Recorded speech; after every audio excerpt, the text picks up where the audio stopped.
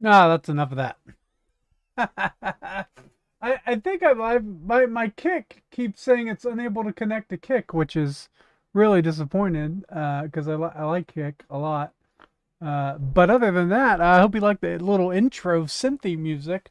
Wanted to obviously wanted to talk about the Stranger Things thing because I think it kind of blew up the internet. Actually, for all the right reasons, because I think it was actually a really scumbag move on the part of Netflix. And there's a lot of haters out there, a lot of people with strong opinions. Their reasoning is ridiculous and all based on their own their own views and morals. But welcome to the show, everybody. If you're watching it, please be sure to like and share and retweet and subscribe and comment and engage in the chat and all the things you have to do to let people know you're interested. What obviously we want to talk about Stranger Things season 5 today. It's Sunday.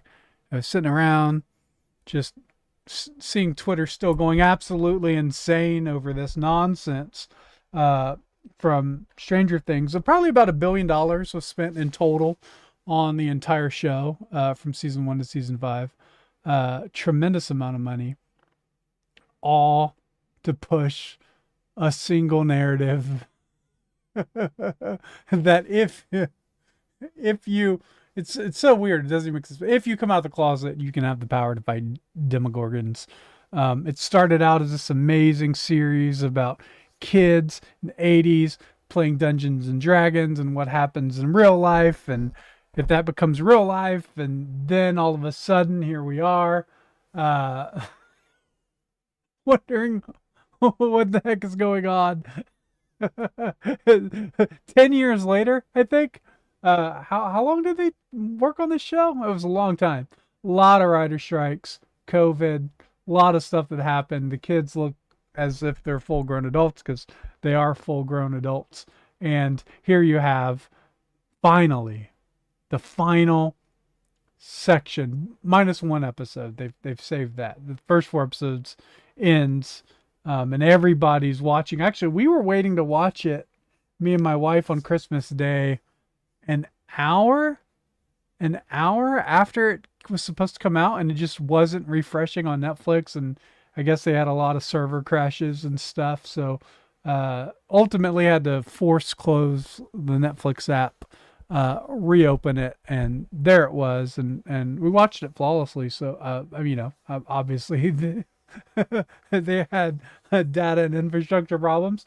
I watched the whole thing, was really into it, and we knew, just you knew this was coming. Like they set it up for sure in season 4. People have gone back and shown that, and we'll walk through that. Like this whole thing was a setup. The whole thing was a trap. But I think the fun part about all of this is how poorly executed it was. Like they really messed this up. Have you guys ever seen something that was so forcefully injected into the script? You have, especially if you're an evangelical. You absolutely have, and it's a Pureflix movie. Any Pureflix movie, any faith-based movie, they all have the same moment that Will did in Stranger Things when he. Well, maybe people don't know. Maybe people haven't watched. I don't know how you don't know. It's the most talked about story on Twitter over the past since Christmas, anyway. But Will came out of the closet. Shocking news. He was gay. And because Vecna apparently uh, uses children's fears, uh, Will had to admit to everybody. He had to admit to everybody, hey, look, guys, I'm afraid of letting you know I'm gay. So if I'm no longer afraid of letting you know I'm gay and I'm out of the closet, we can save the world. Well, but guys, just wanted you guys all to know, we can't save the world until I let you know that I'm gay. And it was terrible.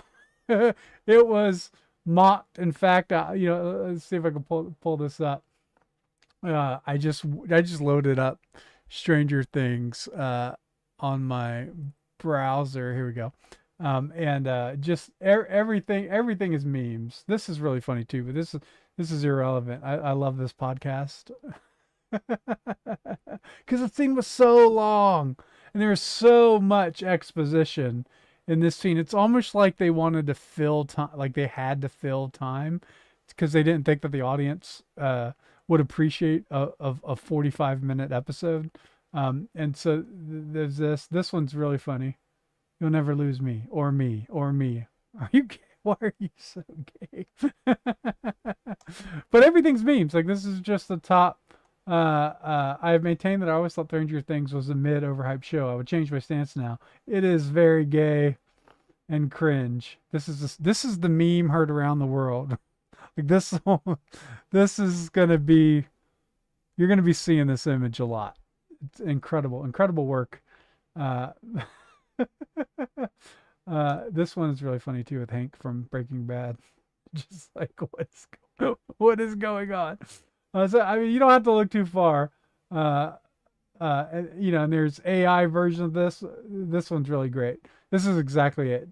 Season 1 Dungeons and Dragons. Go Gay Beam.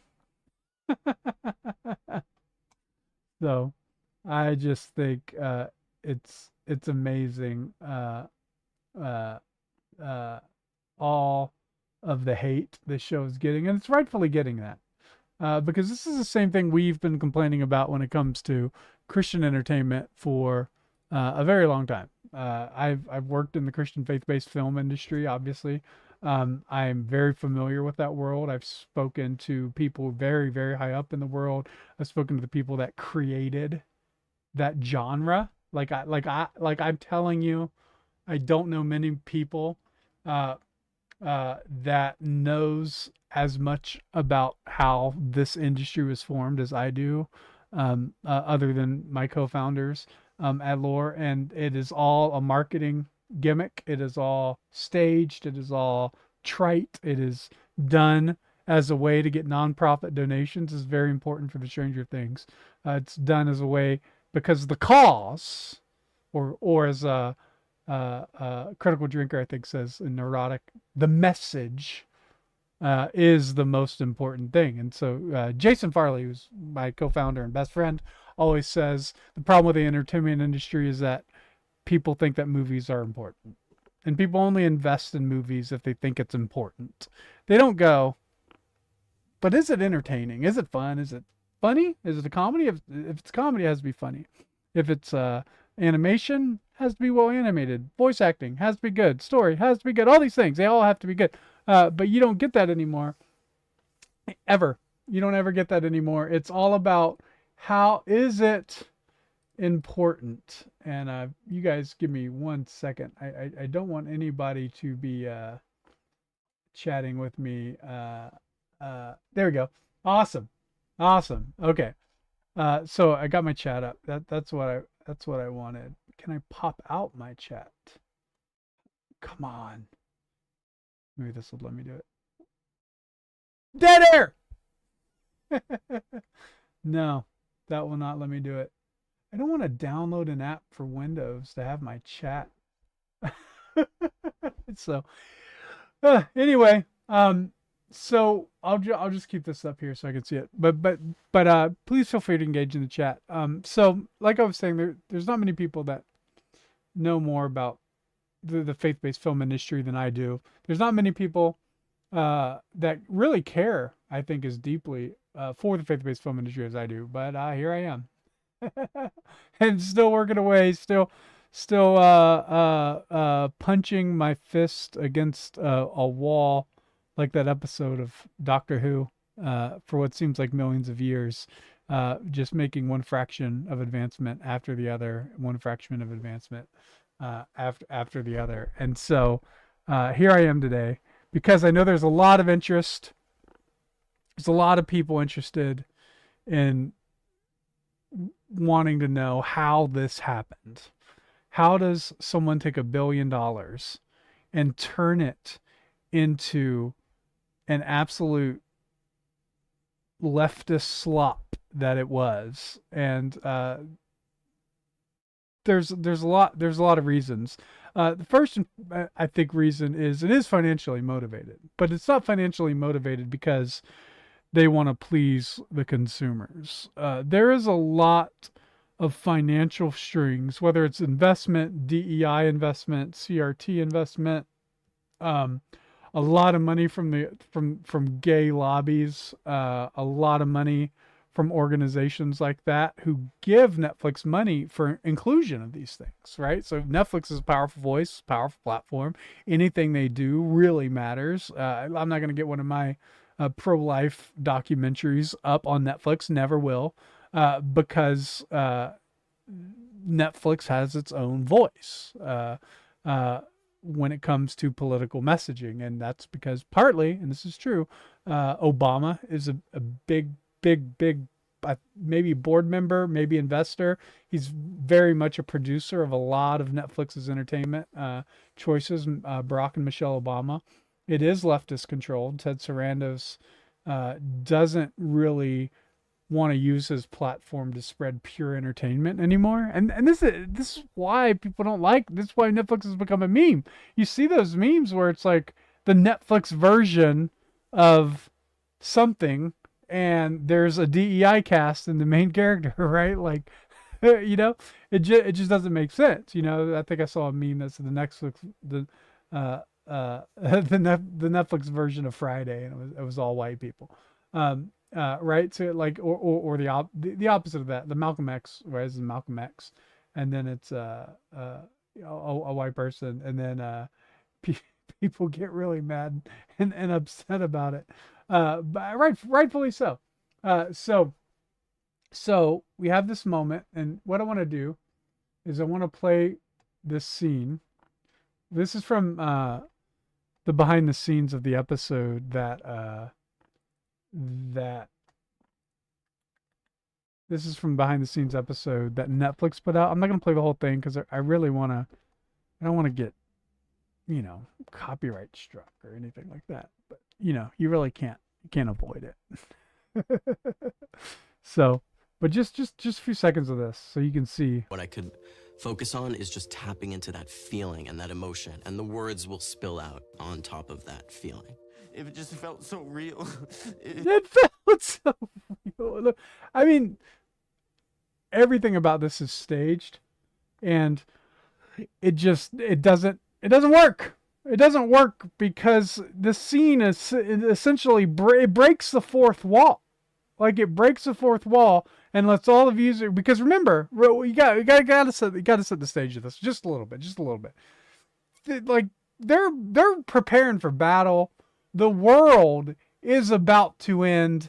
The stakes could not be higher. Now, this is why this scene is such a failure, because you have stakes that are seriously high. They've been building for a decade. $1 billion of money from Netflix has gone into telling you this story of how the Upside Down is absolutely going to break forth, and it's going to spread spores in everyone's lungs, and everybody's going to be eaten by these demogorgons, and it's going to be the worst dice roll you can ever imagine is right there, right? But first, we're going to come in to this scene, and we're going to let you know. We're going to let you know that this guy right here, Will, just so everybody knows, he's really, really gay. And he doesn't like girls. It felt so real. Well, Noah blew me away, this season. Now they filmed this scene, according to the Duffer Brothers, they filmed this scene for 12 hours. Listen to me. Listen. This scene, in the penultimate episode of one of the most watched shows in Netflix history, this scene right here took 12 hours to film. And it's him crying, surrounded not by everyone. I hate to spoil it for you. There's going to be spoilers. Everyone in the cast, which, by the way, and I think rightfully critiqued, there's a very, very low death rate for such a dangerous group of people. Very, very low.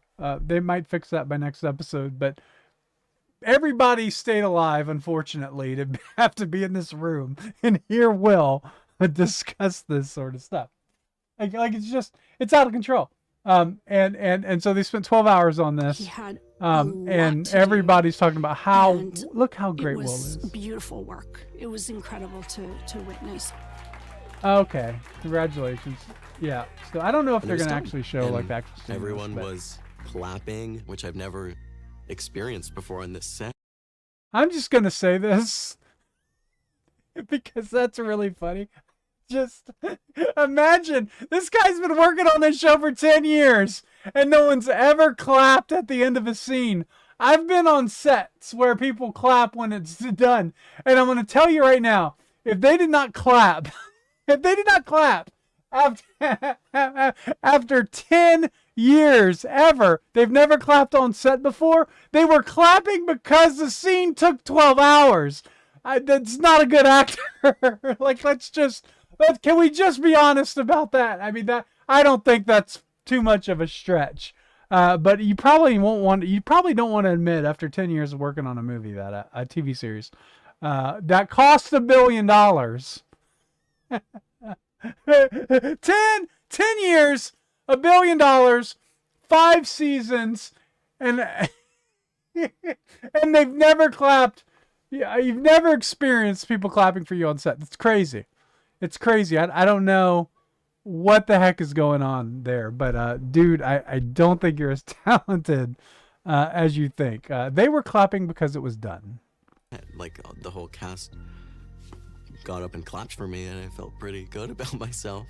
They've never done that before. This guy is. Dude, don't admit that out loud, man. Like, I'm sure you want to move on and go on and act and do bigger and better things, but don't tell people that after 12 hours of filming one scene, you finally got your first clap. Because it wasn't because you were talented. I guarantee you it was because they wanted to go home. And it was a really special moment that I'll never forget. And I I'm bet. so glad that I had the whole cast there to watch me and support me and experience it with me. It's over. It's over. Most of them found out about me personally in like news headlines, and I always felt like I Okay, I don't really care that he's. I don't. It doesn't matter to me at all. Whoa, where'd my camera go? There we go. It just doesn't. It doesn't matter. Your own demogorgons. You have to work out. But again, it doesn't matter for the sake of the story. The whole thing, none of it mattered. The very idea that this whole thing, and supposedly the Duffer Brothers knew this all along. Like I imagine I imagine that how it went in.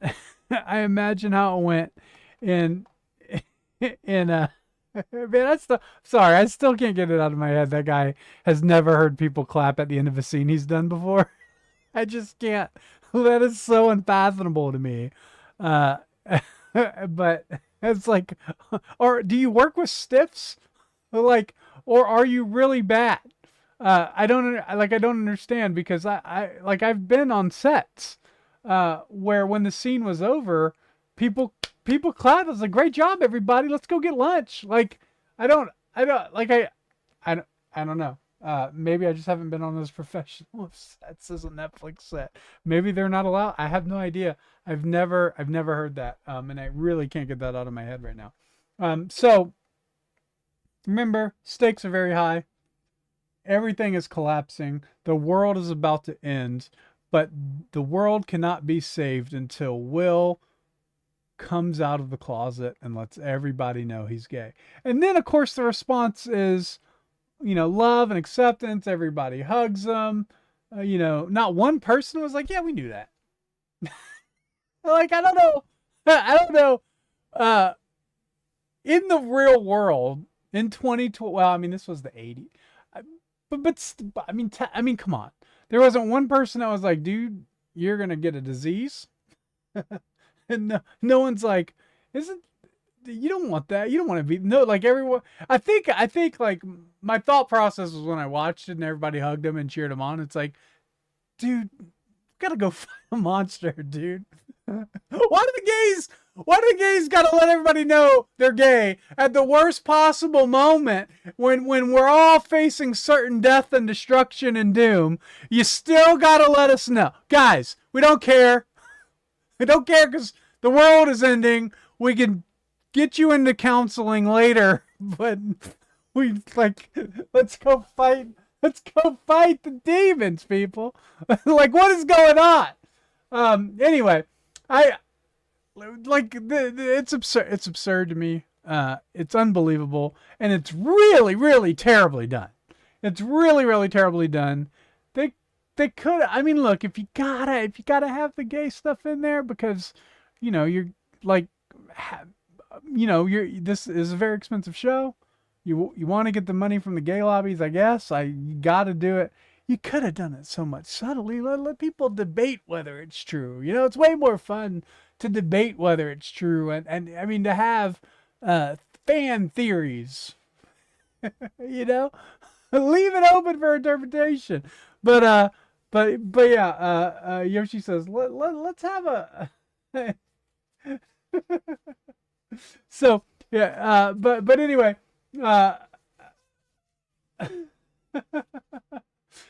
So anyway, back on track. So you have this moment, and it's nothing new to people who've been in the faith-based Christian world, because it has to be done. Every faith-based movie, you have to have this altar call scene, and you have to have all of these preachy moments. And if you've seen a faith-based film, you know what I'm talking about. They're sitting in a church. The cross just happens to be lit up by the sunlight. Everybody's gathered around, and somebody just starts confessing, right?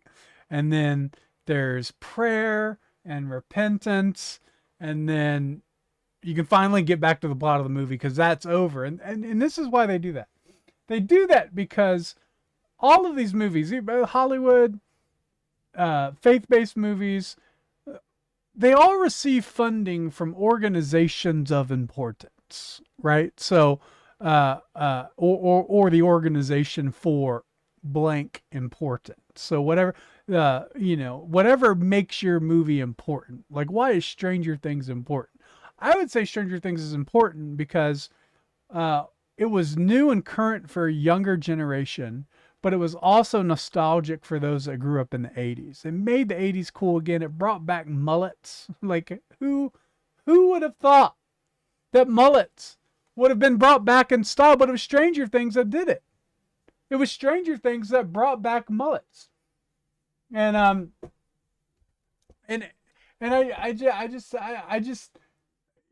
like, that is something that happened, right? There was cultural significance. People had Stranger Things t-shirts. I believe, actually, before Stranger Things, Netflix didn't have any merch, right? So when Stranger Things season 2 came out, Netflix actually had to start their own merchandising company because they realized that they just didn't have the ability to do that. Is that $1.99 a super chat, James? I gotta fix my chats, man. Give me 1 second, because I don't want to miss out on a super chat because for some reason this is just not. It's like, what, it's not telling me through the dash system. So give me 1 second.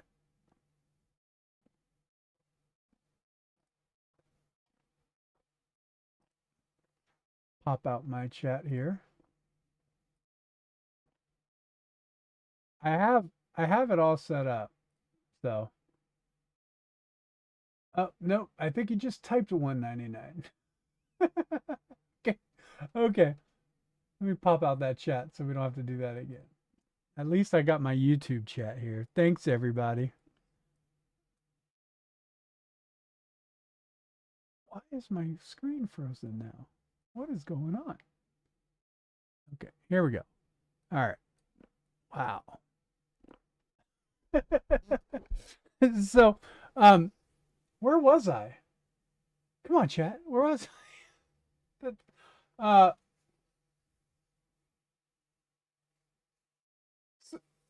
so you have so all of these things have to be important. Um, so a lot of the funding, that's why Obama and Michelle is involved in Netflix, and the same thing on the faith-based side. Most all of the faith-based movies, actually probably every one, there's very few Christian films that are not funded somehow through some sort of nonprofit organization. And the goal is, I tweeted this and it got shared by Nerdrotic, which is, first off, thank you, Nerd. That is a tremendous. I've been watching your stuff for years, and been building what I've been building because of you and Critical Drinker and just paying attention to what you guys are doing. But I shared in that tweet. I said, in faith-based world, they say, as long as it doesn't matter how good the movie is, it doesn't matter if the movie makes money, it doesn't matter if it's a box office hit. What matters is if one person gets saved, right? And this is the same thing that's happening in Netflix. It's like, it doesn't matter if everybody hates it, as long as one person is saved from having to be in the closet. Like, that's all that makes it. As long as one person is saved and realizes that they're a bigot, like, that's the only thing that matters. And this is the exact same thing that is going on. So people say they're tired of Hollywood and all the woke nonsense. What they're tired of is the same thing they're tired of in faith-based films, which is this fourth wall breaking preaching moment where none of the stakes matter anymore. The only thing that matters is what's happening in this room as it appeals to those in an audience, into the audience. And the cast doesn't matter, the characters don't matter, the story doesn't matter. Everything disappears so this moment can happen. And the reason the faith-based world did this is because they realized, you know what? If we sell tickets to a pastor, one pastor, and that pastor buys 300 tickets, it's way easier than trying to sell 300 tickets to 300 separate people. So the faith-based world started making it so that all their films were evangelistic, and the evangelism was, I've said this hundreds of times. If you guys have been following me for any length of time, you know, I've been saying this. But they sell it to one person to buy as many tickets as possible, and then excuse me, and then the church will then go and pass out free tickets to people who want to see it, which in most cases are people who are going to pay for it anyway. But what happens is you have an empty theater with 300 seats sold, and then box office reports how big of a hit the movie was, and it wasn't that big of a hit at all. It was actually a commercial flop, except for the fact that it was subsidized by churches. And this is the exact same thing that's happening with major streaming companies right now, major entertainment companies. They are in the pocket of the Motion Picture Association, of unions, of all these DEI initiatives, all this source of investment and funding, whether that's through the stock market or just personal private investors. They're all pushing for these important things to happen. And so Ted Sarandos said, listen to me, man. Me and you, one-on-one. Just focus on great stories. You don't have to push this. Didn't Dave Chappelle show Netflix they actually don't have to do this? Like, it doesn't actually have to be done. You know, Dave Chappelle went and did his tranny joke. Everybody lost their mind. There were protests outside of Netflix's offices. Even some of the own employees within Netflix protested against Netflix for letting Dave Chappelle have a comedy special where he told a trans joke. And the result of that is nobody cares. Nobody cares. Yeah, like it's not that big of a deal. And now Dave Chappelle, just dropped another comedy special, where brilliantly, I think, laid out why he said it was easier to tell a joke in Saudi Arabia than it was in America. And that was the very reason. It's like you can tell trans jokes in Saudi Arabia, they go over very well. It's a great joke. That's a great joke, right? And you don't see anybody protesting outside of Netflix anymore because Dave Chappelle ignored it. He didn't care. And so Ted Sarandos. I just want to tell you, you don't have to go the route of faith-based movies. Don't follow in our footsteps. It is a very terrible path, and there is no escape outside of complete disruption of changing the faith-based film world. It's not going to happen. Every major film company right now in the faith-based world is bought by some secular studio or has an investment stake at some separate studio, whether it's Pureflix and Sony, or I guess it would be Great American now, and Sony, and then you have the Wonder Project and Amazon, and then Angel is doing the stock market thing right now, and distributing a film for Seth Rogen and a tranny. I mean, like it's out of control. Like it's out of control. And for some reason, everybody that writes the checks thinks this is the way things have to be done. It's not the way things have to be done. When it's done this way, you become a joke. And what's interesting, look, if you're in the faith-based film world, I want you to see this and pay attention to this. Because the reason this is such a big deal on the Netflix front, from the gay perspective, is because people in regular entertainment, fans of regular entertainment, there's something like Stranger Things, where it's something you've been watching year after year. They've been releasing it on Thanksgiving and Christmas, so it's almost become this bi-yearly holiday tradition for many people. And suddenly they're just injected with, this show's important. Watch this show. Okay? Just watch this show. Watch it. Am I peaking? I better be. But hopefully that's better. Hopefully that's better. But but but it doesn't have to be this way. It doesn't have to be this way. You can actually make the sort of stuff that you want. You can do the sort of things that you want, and all of that. Did I stream to X? Yeah, I'm streaming on X. You know what's crazy is, like, I've had the best week of X in a long time. Like, my analytics have been crazy good. Like, really. Like, Nerdrotic retweeted me. Some of my other tweets did really well. I even got, like, a bot account ratioed, which made me feel really great. And then I'm like, you know what? I'm going to take all this energy that I've been building up on my algorithm, and I'm going to go live, and I look, and I have a reach of 58. Like, that's crazy.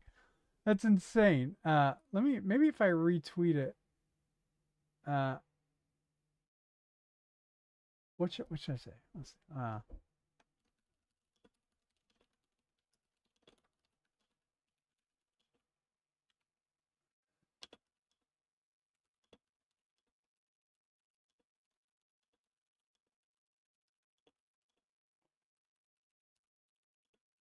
All right. Maybe that'll help. Sorry. I really wish X would, like, put some time and energy into, like, pushing out live streamers, because it would be a great platform. That would be. Could you imagine? Could you imagine how great that would be? I think it would be great. I like building a live streaming platform on somewhere like X, where you don't have to worry about censorship and all this sort of stuff, and you could just focus on whether or not the content is good. I would put so much time and energy into that. It would be insane. It would be insane. But there's a lot of work they need to do. But hey, Elon, if you're listening and you need some beta testers, man, let me do it.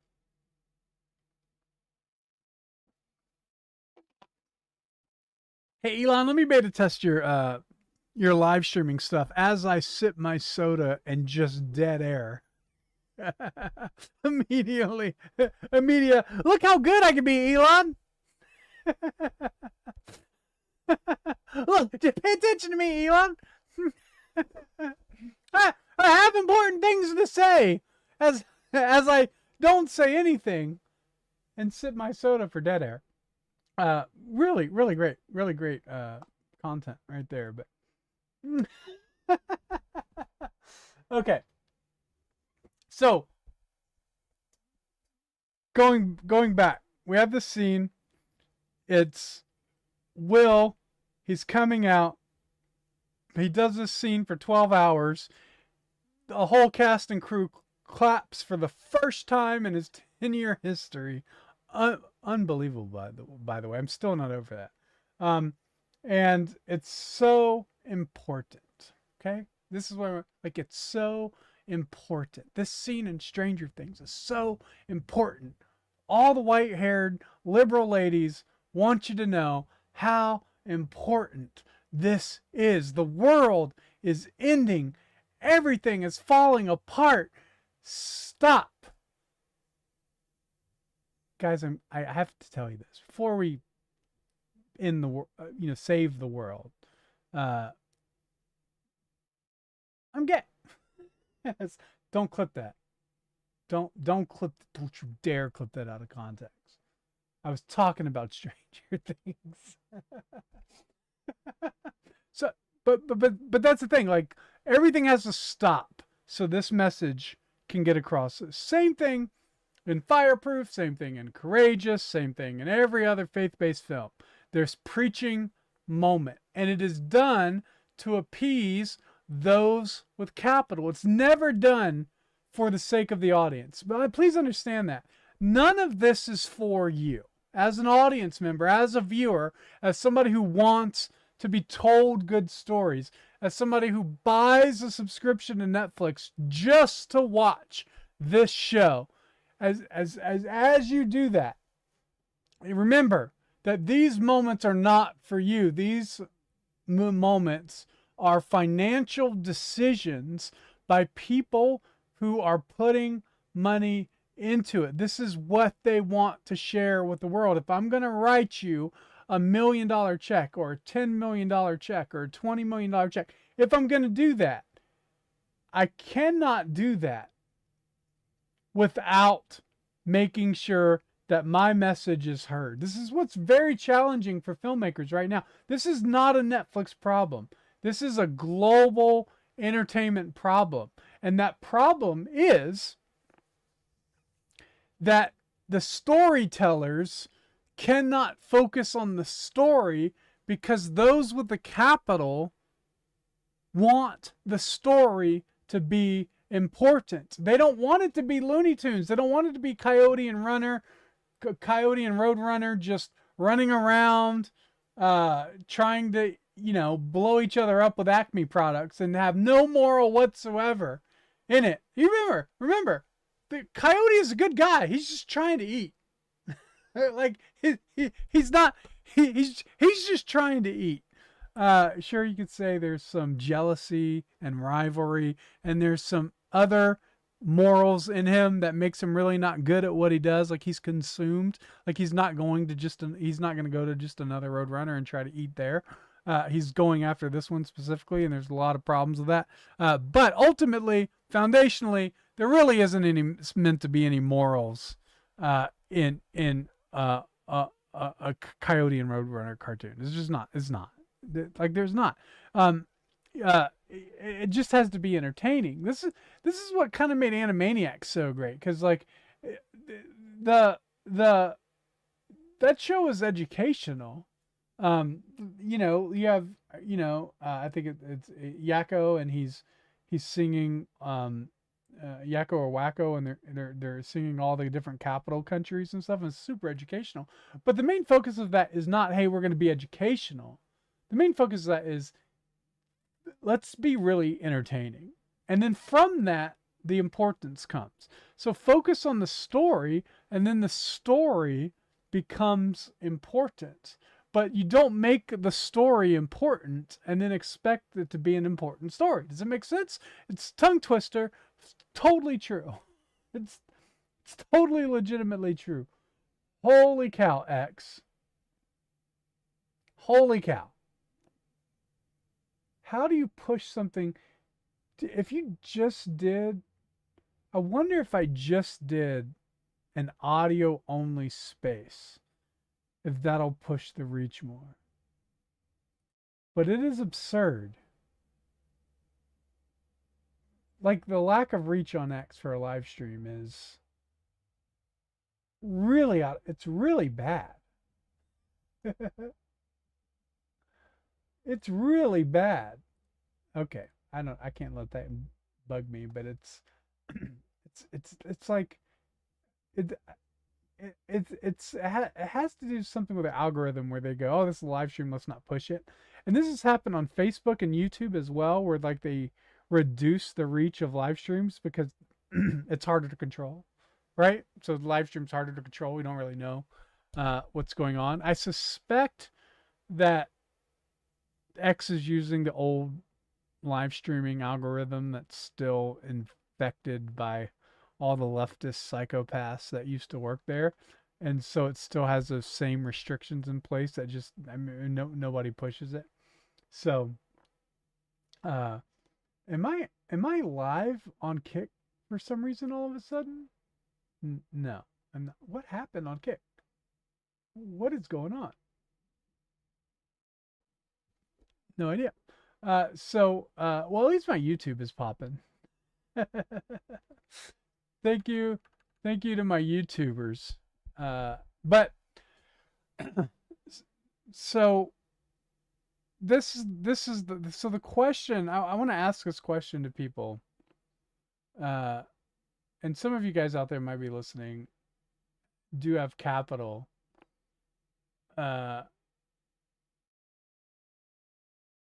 You do have capital to invest in entertainment. And I want to ask you, if you do, I want you to do so with courage. And what I mean by courage is not the gay courage, we're going to make the most courageous coming out story of all time. We're going to spend $1 billion on this. I mean, it's going to be I'm sure that's how the Duffer Brothers pitched it. They said, hey, look, we got this story. It's Dungeons and Dragons, but actually it's a coming out story, you know? It's perfect, right? Because Dungeons and Dragons, everybody like gets to play, they get to fantasize about what character they are, right? And what they want to be. But Will, when he fantasizes about what he wants to be, what we're really setting up is he just wants to be gay. That's like Will just wants, like, that's he others want to be dwarfs, others want to be what, like, not gay fairies, but like actual fairy, like some want to be sorcerers, whatever your character that people want to be. This is Dungeons and Dragons, but what he really wants to be is gay. He wants to roll D20 on homosexuality. That is what Will wants. This whole time for 6 seasons, 5.5 somewhere, the 5 seasons, $1 billion, all riding on a D20 on coming out. This is it. Imagine these kids sitting at a table. They're playing Dungeons and Dragons. They're rolling the dice. And he rolls the dice. D20! D20! He gets to come out as gay! He gets to come out as gay! D20! So, I mean, that's exactly what it is. That's exactly what it is. Dead air break. 1 second. That was a lot on my throat. How do other streamers do they just take dead air sips? I always want like I need to like set up my stream deck so every time I take a drink I just get that what's that TikTok, that Dr. Pepper song, it's so good and so nice, but up that I ruined it, but but but Yes. Someone said Will is my spirit animal. I, I really hope that's not. I really hope that's not true. I really do hope that's not true. Because that's kind of weird. Um. So so uh. So yeah, it's all this for a D20 roll on whether he can come out on the closet. Now my hope is, what is that show? Does anybody know that name of that show? Was it the Bob Newhart show where he wakes up and like everything's a dream? I think that's it, right? I know they did like um, a behind the scenes fake thing on Breaking Bad too, where uh, the Malcolm in the Middle's dad wakes up and goes, "I had a dream I was a drug dealer," right? Uh, right. But so my thought, my hope is, here's how this whole thing can be saved if it just ends as season 1 begins with them playing Dungeons and Dragons, and it was all just a Dungeons and Dragons game and none of it's real. It's the only way they could save it right now. It'd be really funny. It'd be really funny. I'm sure they would find a way to make sure. No. That D20 coming out, that was real. Dude, that is really funny though. That is really funny. That this whole season, this whole series, $1 billion, 5 seasons on a D20 coming out story, rolling that D20. It's what they did. Like you can mock it all you want, but that is exactly what happened there. So, man, this is fun. What I don't want to stop streaming. I'm trying to think what else? Uh what else is there to bring up about this? I mentioned the whole Pureflix thing. You know, I spent some, you know, I worked I worked at this agency. I was head of video.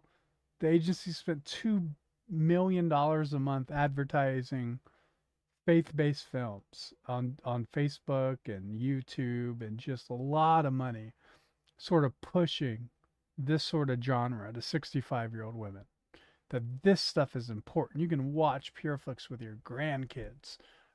You know, this is something you can have, and the grandkids don't want to watch Pureflix. No grandkids like, hey, can we watch Pureflix? Like, just, it doesn't happen. It doesn't happen. It just doesn't. It doesn't happen. And it just doesn't. Look, I'm gonna tell you right now. When I worked for Pureflix, the majority of the comments on the Facebook was, how do I unsubscribe? How do I get this off my TV? Why do you guys keep charging my card? What is Roku? What channel are you on? Like these, like, look, okay? So immense amount of money has been poured into this idea and genre of like, this is what a faith-based film is. And it has to have this preaching scene because there has to be some sort of spiritual value, because there's not spiritual value in just sitting around and laughing at dumb comedy with your family. No value in that whatsoever. But if you put an altar call and you make it a sort of evangelistic gospel track, then it has value. And a lot of money, a lot of time, a lot of people in suits, a lot of boardroom meetings were dedicated to creating this. I say faith-based film is created in a laboratory. And people don't believe me when I say it's created in a, you know, not necessarily a lab, but like it's created by marketing agencies in Nashville, who work for Lifeway Christian bookstores or work for K-Love, or they're part of the entertainment Salem, right? Like this, like they're part of the entertainment landscape. Like this is what it is. Like this is what, like this like we've been fed this mentality of this is what a Christian movie is. That's not. You know what a Christian movie is? Christian movie is someone like Cinnamon who just wants to tell a dumb cartoon. And it's just, and when I say dumb, I don't mean like that it's not smart. I just mean it's just a silly cartoon. It doesn't have to have these grander, deeper themes. It's just ridiculous. It can be ridiculous. Like entertainment can be silly, entertainment can be funny. It doesn't have to be important. Stop making movies and TV shows that are important. Can we just do that? Can we just stop making movies and TV shows that are uh, obsessed with their own importance? Am I think I'm on Facebook too, and I don't have my chat up on Facebook. Man, I apologize for the Facebook. I dude, I would love to get like a third monitor just for the chat. I actually it'd be just way easier, honestly, if you could just stream to one location. But you never know what you're gonna get, because like I'd love to primarily, as I said, I'd love to primarily stream on X, but like nobody. I do have chats on Facebook. Oh, I'm so sorry, Facebook. Phil says, have you seen Dark Matter? Great show about a guy trying to get back his wife. The overall message was a man's faithful love for his wife. It was beautiful. I just want more of that. I haven't seen Dark Matter, Phil, but that sounds fantastic. Like an actual romance. It's incredible. Where do you get that? You don't get that anymore. Uh, so, man, I got way too. Oh man, I need to just consolidate all my streaming into one space. It's so hard to do because like you never know like which algorithm's gonna like really resonate with your live stream. Actually, I don't think any algorithm resonates with live streams. They don't really push them. I've had good luck on Substack. I have had good luck on Substack. But I don't think Substack users know how to use the chat. You know what I mean? Like they're readers.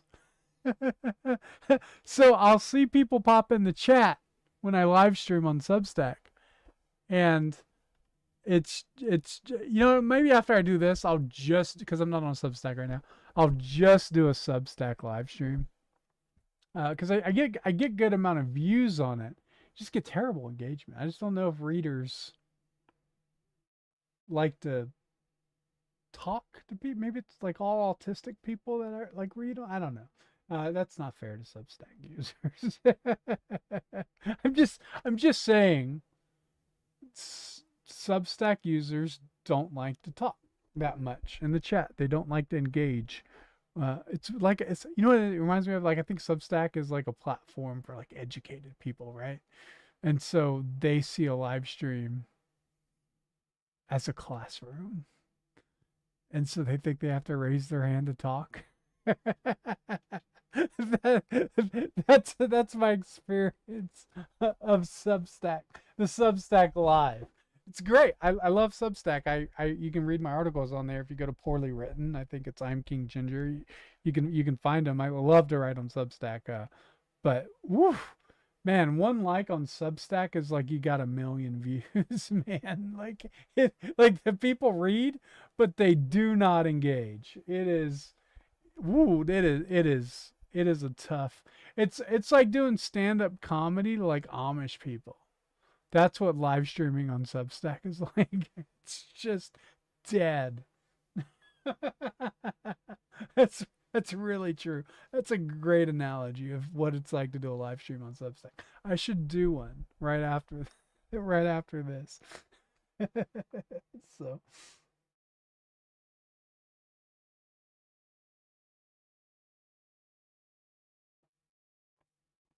so man, let's see. What else? What else? Dude, did you guys like my thumbnail? Hold on. I'm gonna pull it up again. Cause I liked it.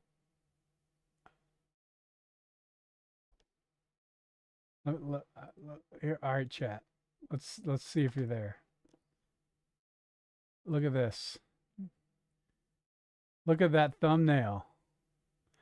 Heck yeah, it was generated in Chat GPT. Do you think I'm a psychopath? I'm not gonna spend 20 hours on a thumbnail when I can do it in 10 seconds. Look at that. It's incredible. Look at that. Look at the beard. Look, it even knows I'm not trimmed up. Look at that. Look at that. The level of detail in that's crazy. The only thing I don't think it got right, but I liked what they did with it, is I don't think the original picture I sent them was me looking over that far. I just don't know if it knows that I have a lazy eye. So it made both of my eyes go that far to the left, which is fine. It actually worked out pretty good and put the character in the right eye line placement. It's pretty fantastic. If you ask me, I'm very proud of this. Yeah, I'll use Chat GPT for my thumbnails. I don't have 20 people working on thumbnail designs like I'm Mr. Beast. What's wrong with you people? What is wrong with you people? No, I don't want to remove that. Okay. I want to remove that. Aren't you? Yes. I think that's what I want to remove. No, that's not what I wanted to remove. Yes, that is what I want to remove. There we go. Okay. So, man, let's see. I wonder. Let's do it. Let's do some algorithm tests real quick. First off, Kick. Kick, you really disappointed me there, bud. The fact that you never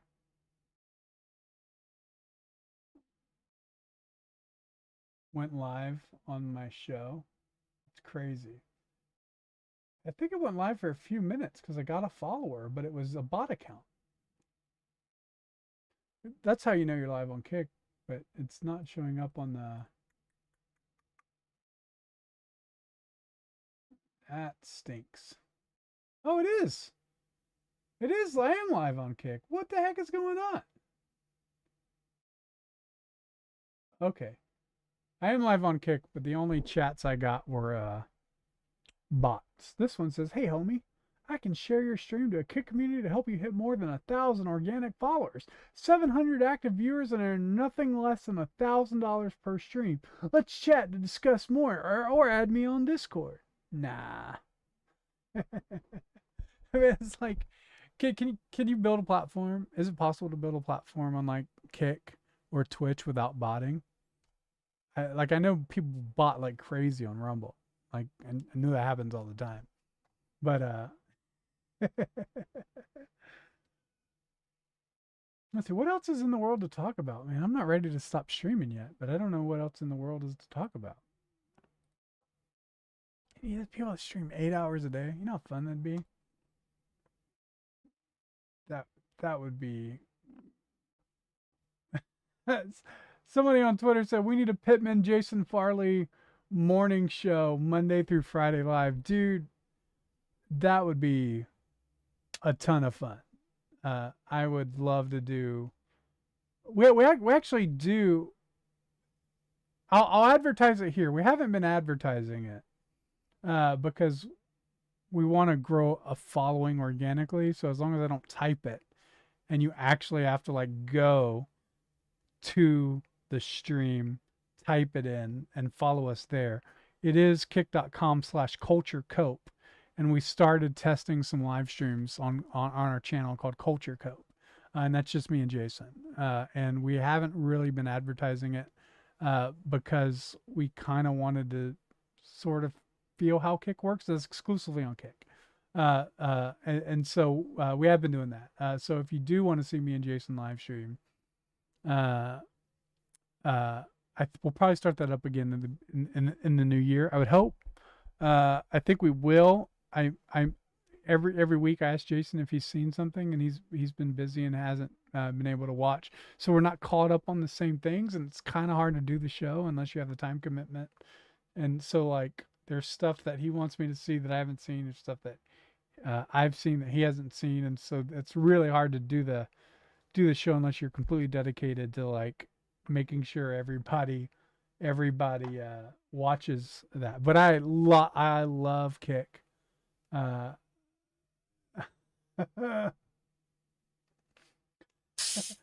Adam says, remember the moral of Die Hard is that feminism is poison.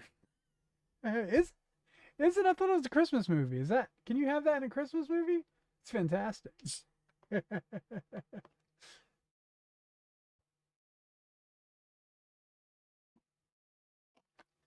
Let's see what's trending on Twitter. Let's do that. Because I still got people engaging in the chat. First off, thanks to everybody, especially YouTube, man. YouTube's crushing it right now. Somebody said William is the wise and powerful wizard from Vecna. Is that like a pro will stuff? Is that pro will? Is that what you're doing? Is that a pro will? I don't think that's how it works. I'm gonna still be streaming because I want to rack up some hours on Kick because I think I have to do. Let's see. In order to, I have to stream for 5 hours on Kick, and if I'm gonna build my own Kick channel, and we have streamed more than 5 hours and monetized our Culture Cope channel, but I got a long way. I mean, I got a long way to go, and I think like the first half hour, it wasn't even streaming. Now it's saying I'm offline on Kick. What is going on? That was like a real DSP sort of voice. What is going on? Super insider streaming joke. So let's see what is happening on X. Let's see what's in my trending. Bring you guys in on this.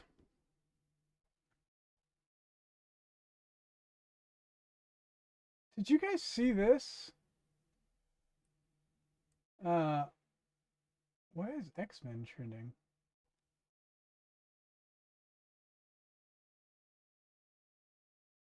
Leaked Cyclops teaser. Oh, there was a leaked Marvel Avengers trailer. Oh, that's got to tick off some people. Oh, look at that. There is a Cyclops. Okay. Well, I don't watch leaked trailers because I actually like to watch trailers at like high quality. I love trailers, so it is Sunday afternoon. That's really what people are saying. Maybe I'll live stream later tonight. Did you guys see the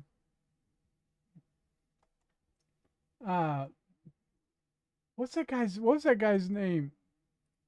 I tweeted it. I know what it is. Look at this, by the way.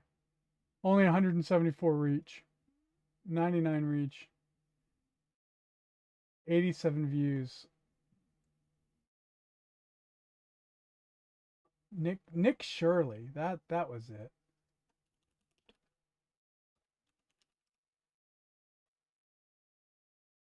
Did y'all see this? This guy investigating fraud. 96 million views on X. It's probably going to get over 100 million. 42-minute long video of this guy spending a day in Minnesota going to all these Somali child care centers that were empty and getting pushed out. My favorite one was see if I can find it really quick. I don't know. With upwards, you can go to black. This day, where? Let's see. Because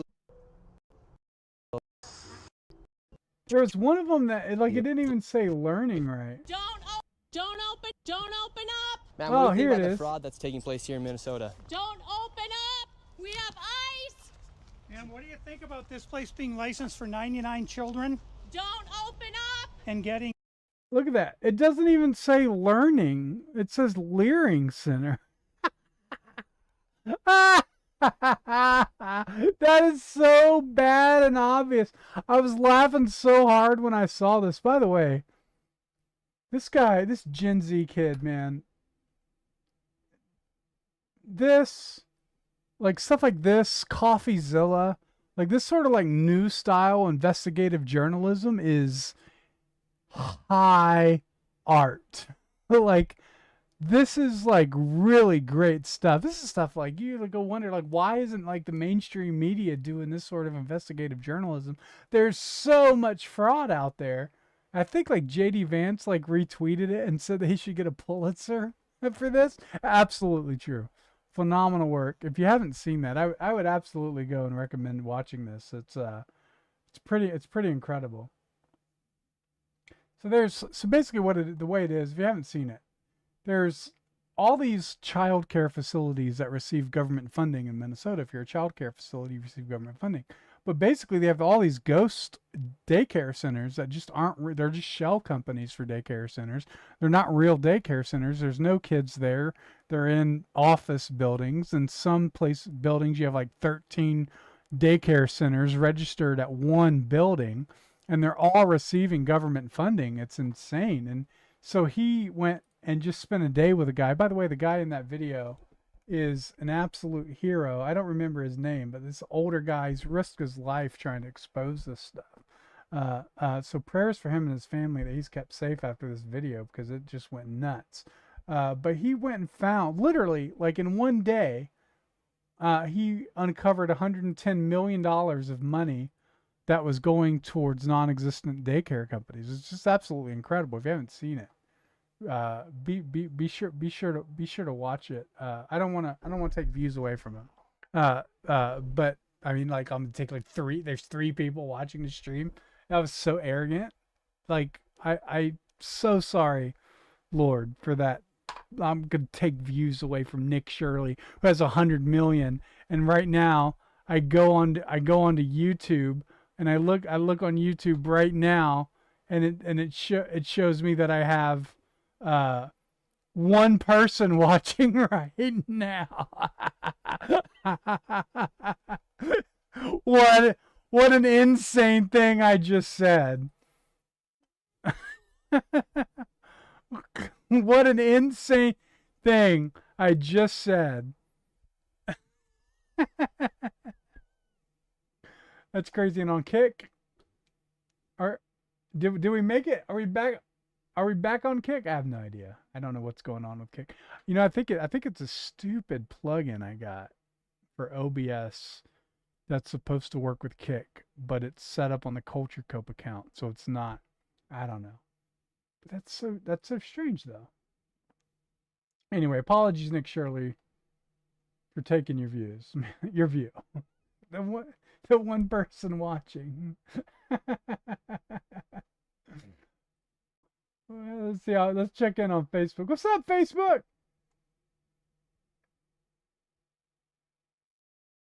Not a lot.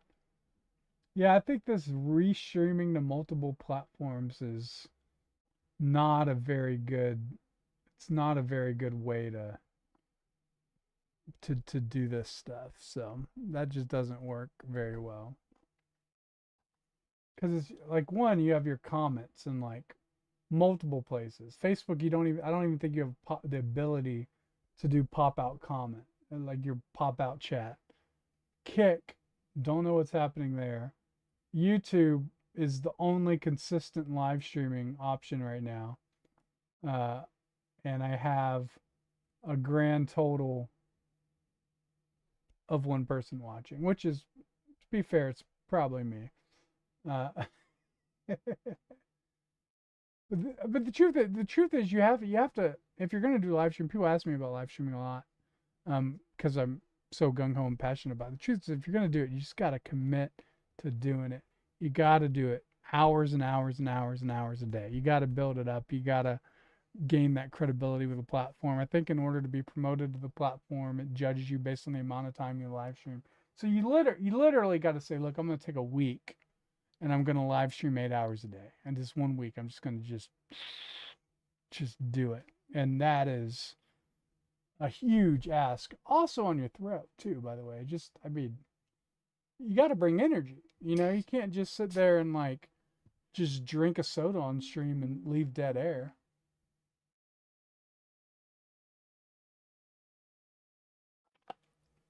It's crazy. Like you can't build a platform like that. It just doesn't work. It just doesn't work. Let's see.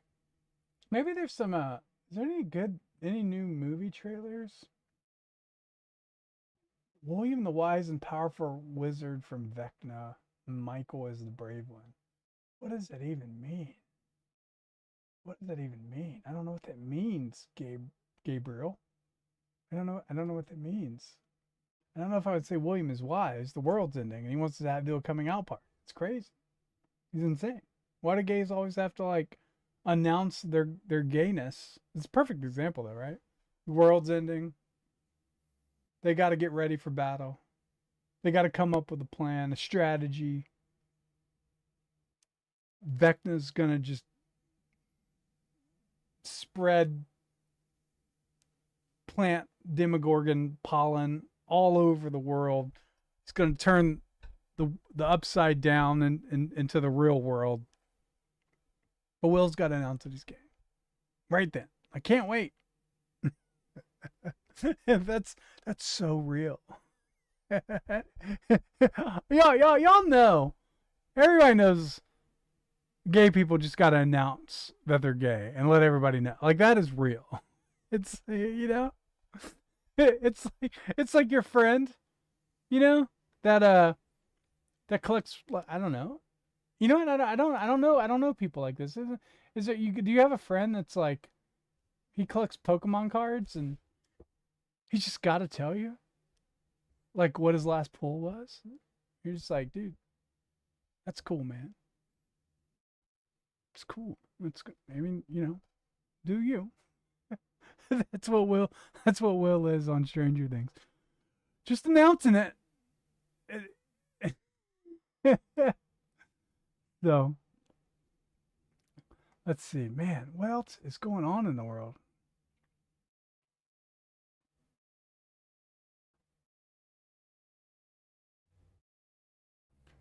Oh, Adam, you asked what my YouTube is. It's I'm King Ginger. I am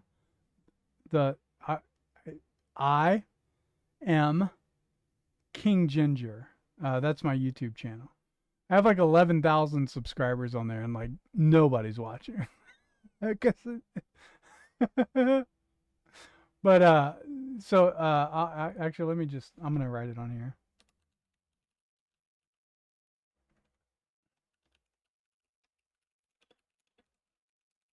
There you go, Adam. Boom! Gonna get another subscriber. That's how you do it. One subscriber at a time. There you go, Adam. Man, you better subscribe, Adam, man. If I did all that and filled all that air and I don't get a subscription, I'm gonna be mad, man. Nick with no K says, if I could multi-stream to Twitter alongside YouTube, I absolutely would. Well, you can.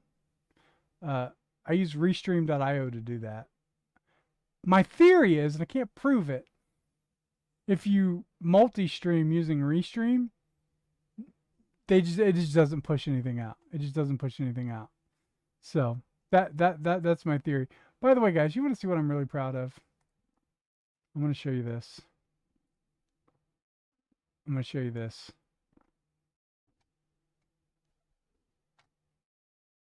You guys ready for this? I'm really, really proud of this. Look at that. I got retweeted. I got quotes. I didn't just get retweeted. I got quote tweeted by Nerdrotic, man. Dude, this made my whole day, man. I was walking on the air just all day. Look at your boy. Look at your boy. So he says, this explains what happened to Stranger Things season 5 in Hollywood. And what I said was season 5, episode 7 of Stranger Things felt like a gay version of a Pureflix movie. The left has embraced the worst things about faith-based movies. They have altar calls that interrupt the story. But who cares if it costs $200 million as long as one person is saved from bigotry? That's exactly the faith-based mentality right there. Except they would go, who cares if it costs $2 million as long as one person is saved from bigotry. Trust me, you know, it is interesting, you know, if they really, really cared. about Christian movies as saving people, they'd be up to these numbers, but they're not up to those numbers because that's not what it's about. Uh, it's about owning a genre, and if you can do that cheaper, you do it cheaper, and that's what they've done. So, so anyway, yeah, man, Nerdrotic sharing my tweet, man. It's awesome. I don't get retweeted much. Like I've been like working at. Look at it. Look at this. I'll share my. I don't care. So if I go to what is Creator Studio? Okay, where's my analytics? Here we go. So, dude, look at this. Just this count. My count was just dead. Like every now and then. This is just over the past 3 months. Let's take this back a year. So like, look. So I don't know if I can I go back farther? I want you guys to see. So back in like, so I started in August and I was doing pretty good. Election time, my tweets were like crazy, like way higher. Like these bars were hitting up towards 600K on stuff. I was getting shared by a lot of people. And then like it just died. Like this whole gap right after February. Excuse me. This is when people started saying that there's some changes made to the algorithm, man. And dude, I could barely get that one did good. 66K right there. Look at that. That's a real winner. But every now and then suddenly they've made some changes, and this is just this week. It's just really gone nuts. Right? This was like this month. So this one right here. Thanks to the one and only Meg Basham. She shared me 550,000 views on a tweet. It's crazy. And that was when I knew like they've done some changes, because I think what was happening is just every tweet that I posted was just getting buried in feeds, and you can't, like, you weren't able to like you weren't able to like, no matter what you did, you couldn't like feed off of another tweet, right? So you might get one that did good, but it didn't give you any credit for like the next one so that it spreads equally. Right? So whatever changes they made to the algorithm, if people liked a tweet or shared a tweet, they wouldn't see it again. I think that's kind of what they've been working on. And if following Nikita Beer is his name. If you really want to like get in on like what he's doing, if you like follow his account, because he's the product manager for X, and he's constantly talking about all the changes to the updates and the algorithms that they're working on making. So you can kind of see like over the past few weeks, he's been hinting that they're slowly making updates to the algorithm. And I think whatever they did, man, Nikita, I think you did it, man. Like, look at this past 3 months. That's what matters, because you got to hit 5 million, right? It's past 3 months. 1.5 million impressions in the past 3 months. So compare that to, let's go probably before they, let's do August through November. And the total amount of impressions was 816K. What did I must have got a big win. Yeah, on the later end, I got 230K. But for the most part, look at this, man. Like August. Look at this. Look at this. Hardly nothing. And then something happened, because if you look at let's do November 1st, so just last month. What happened? November 1st.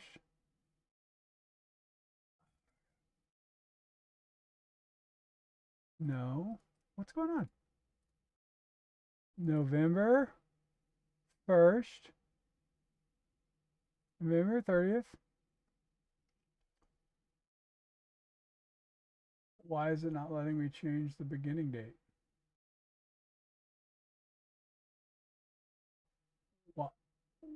What? Why? What am I doing?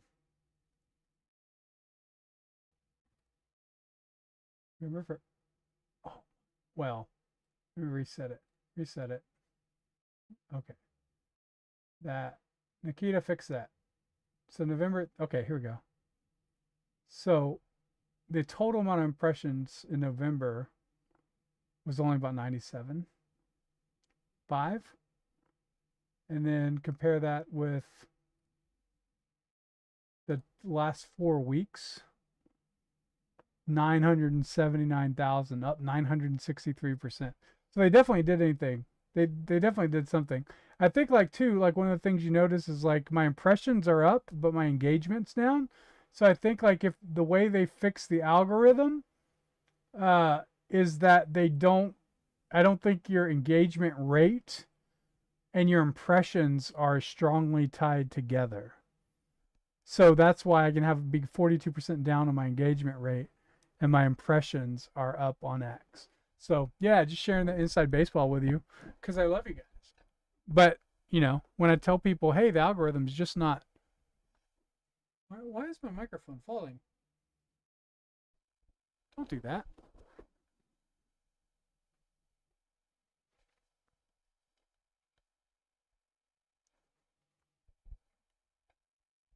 Okay, maybe that'll help. So, yeah, I don't care. I'll share that with you. So, yo, Adam, are you on the YouTube now? Did I get one for, hey, Adam is here. Here I am, subbed. Yeah, boy, saw that, bruh. I will hop on live stream with you and chat if you want, dude. Adam, would you? Send me a DM and I'll send you my Discord. Let's do that. Let's do it. Yeah. Adam's been following me on X for a while, so I don't think, maybe we've met in person. It's possible we met in person. Send me a DM on X. I'll send you a Discord. I'll set that up. Let's do it. Let's do it. Yeah. Yeah, this is live TV. This is live TV.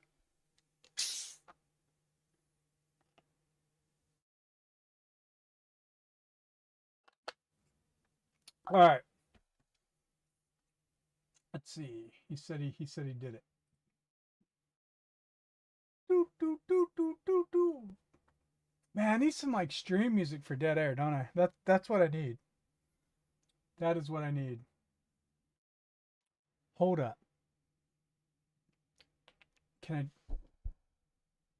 we're definitely gonna need some stream music. Let's do this. Let's go to.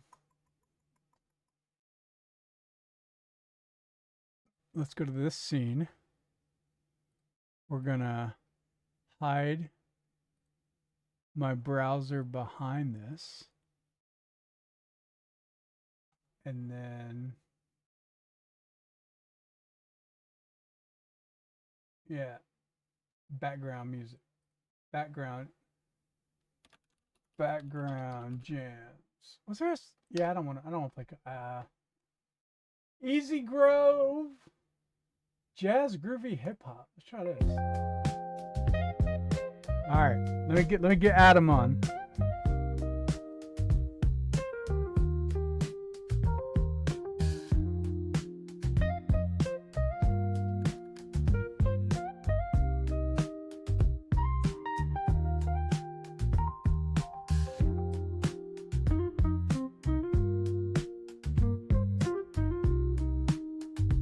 Adam, where did you send the DM to?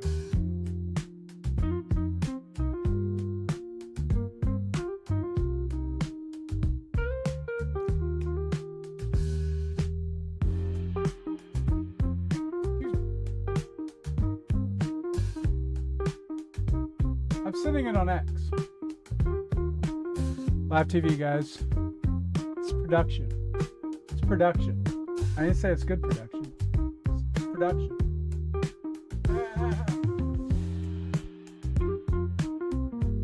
Let's see.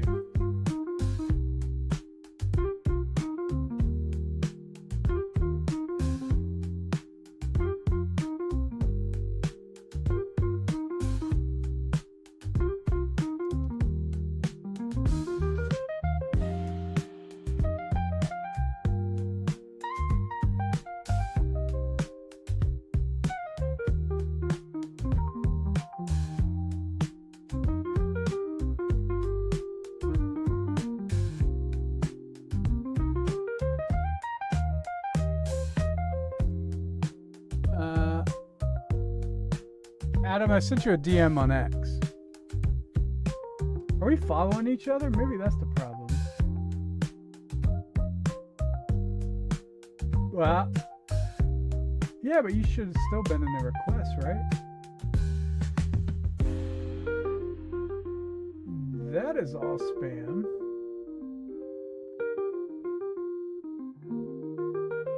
It's a lot less spam. They've been doing something in there too, so.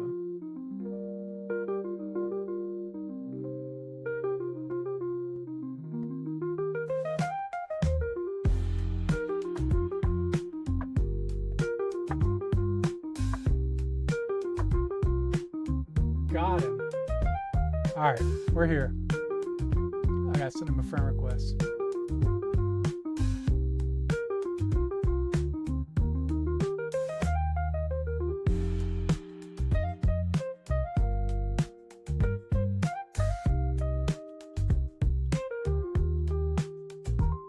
I'm glad I put that music on, guys. This would not be fun.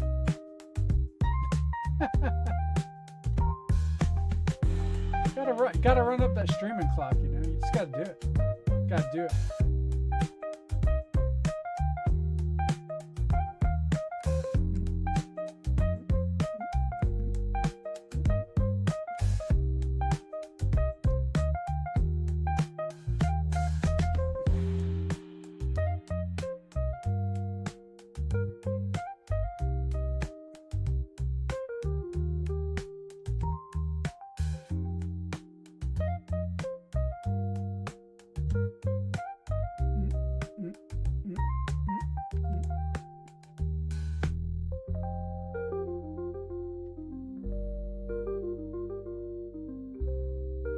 Sorry for the dead air, guys. I hope the tunes suffice. Gotta fix that microphone. I'm falling on. What is going on? Whoa! Sudden track change. Sudden track change. Okay, I can deal. It's good.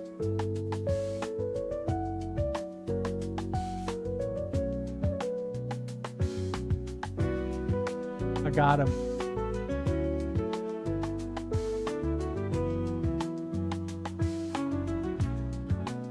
Dude, I don't want to look back at my year in 2020, 25. Thank you. Got it. Okay, got it. Thank you.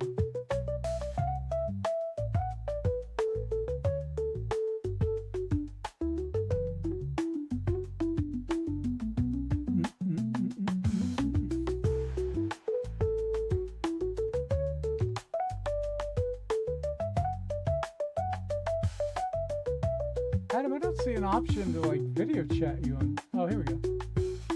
My bad.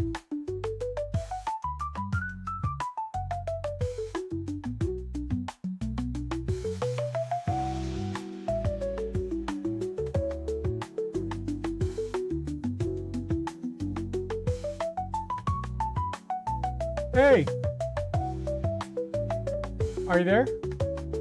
Let me fix. Okay, hold on. Let me pop this out.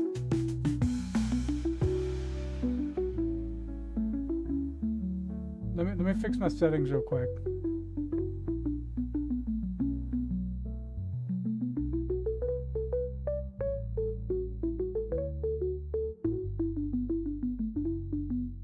Now, you might not be able to see me. Well, maybe.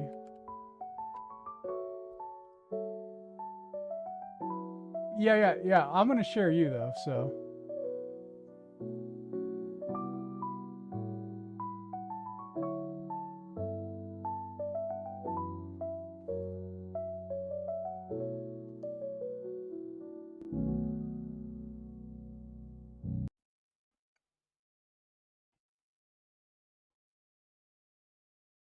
That didn't do what I wanted it to.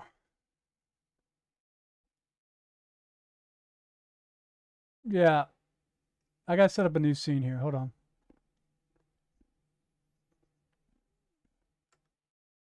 Yeah, let me hey chat, hold on 1 second. I'm gonna well I think I could do it here. Hold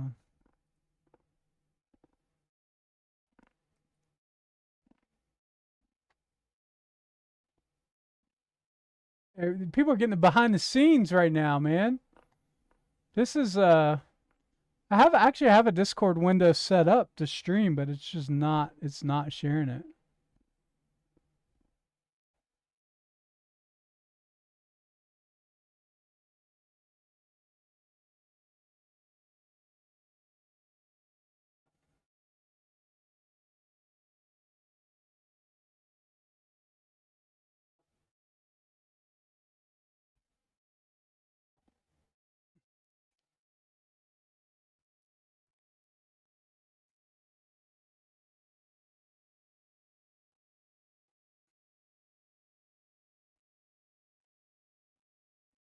All right.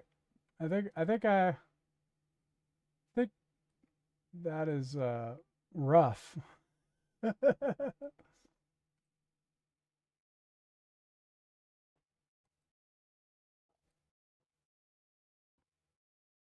We're doing it. We're doing it. All right. I think we're live now. Dude, first off, that is some really good action figures you have behind you. Hey there. Why don't I hear you now? Whatever you did, I lost you.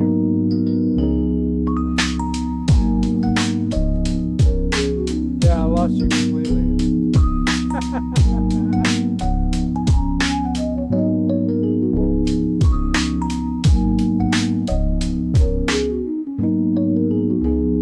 Let me cut off this YouTube music real quick. Oh, yeah, that last track is not good. All right, are you there? Yeah, man, I lost your audio all of a sudden. I just shared. I didn't do anything different. I was hearing you, and then wait.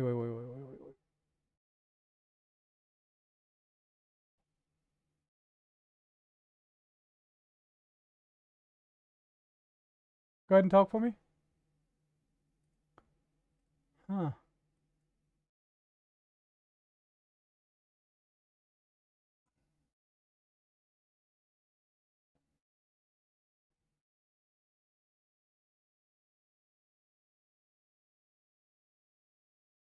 Go ahead and say something else. Yeah, dude, what happened? Is it you?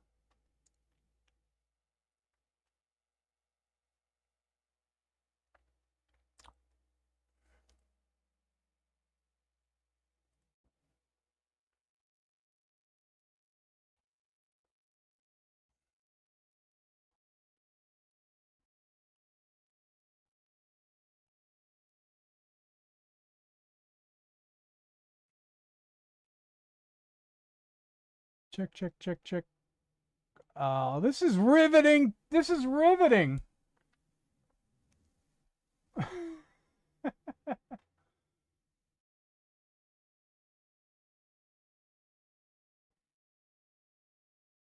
Yeah, that's right. That's right. That's right. Everything's right. Everything's right on my end.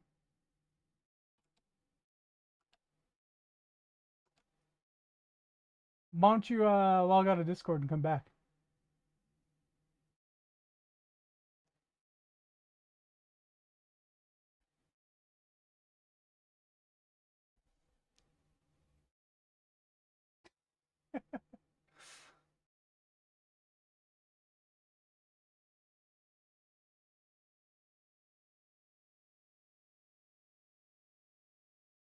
Are you there?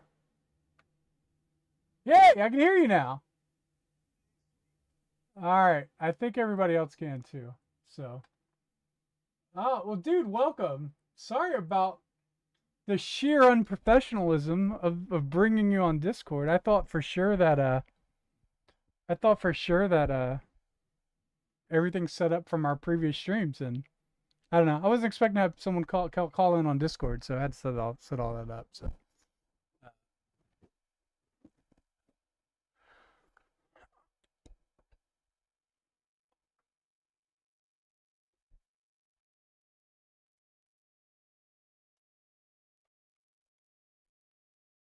yeah, dude.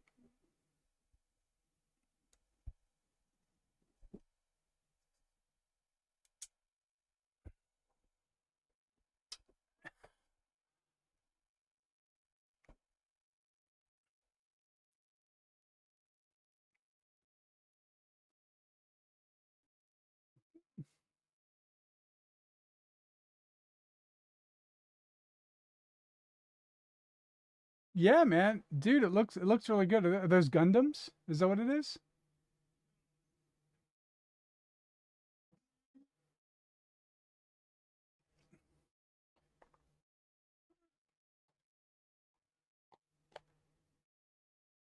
So what are you doing now?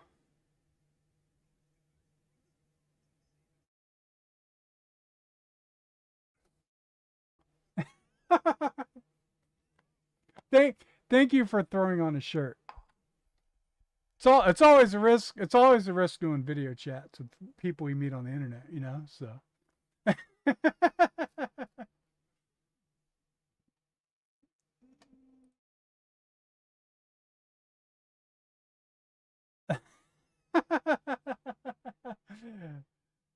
Yeah, yeah, dude, that's awesome. So what do you're an actor, right? Have you acted on anything we would know?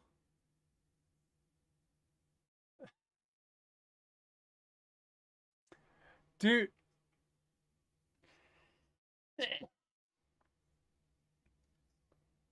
yeah, I talked to uh, a pretty well known actor, and he said people are always asking him, people are always asking him, well, what have you done recently? You haven't been in anything recently, and he's like, well, yeah, that's because like I didn't want to, do a gay scene. you know, it's like he's like I've been offered roles, but I've turned them down. And yeah, and he's got a lot of credibility, and I believe him when he says it. But yeah, it's I don't think people understand like how hostile uh the Hollywood world is. Do you do faith-based movies, or you're just like, nah, man, not doing that?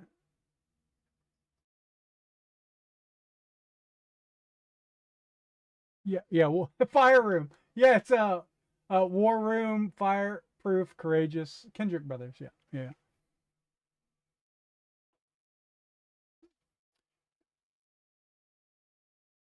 yeah, yeah. It's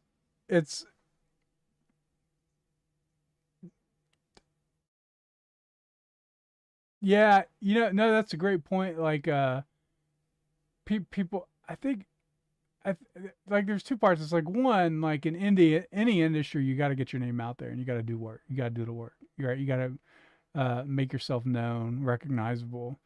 But Hollywood is really good. Or they used to be. I would say they're not now because it's only four major streaming platforms. They don't really have any incentive to. But they used to be really good at incubating and finding undiscovered talent, right? So there used to be open casting calls, open auditions.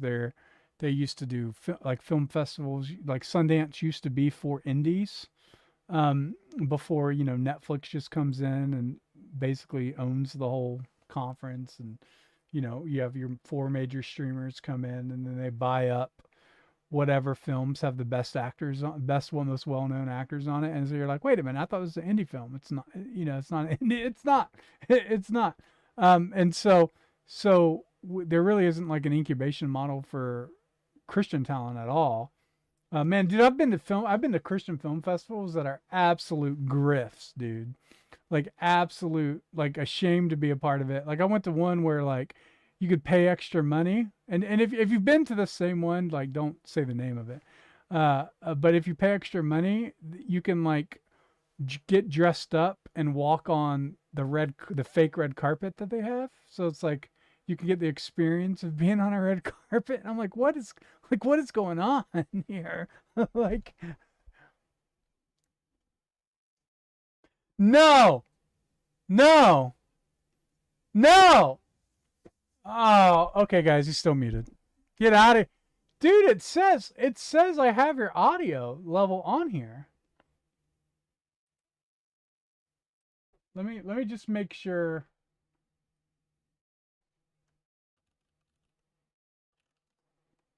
That's crazy.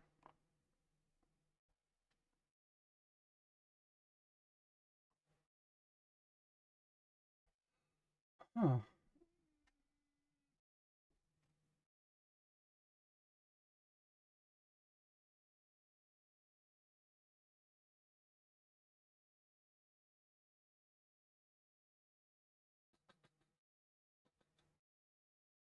Hold on, I'm gonna fix it, guys. I'm gonna figure out. I'm gonna get this if it's for the life of me.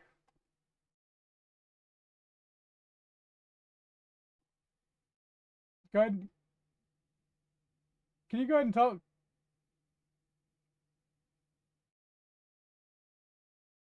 Yeah, just keep talking. Just keep talking.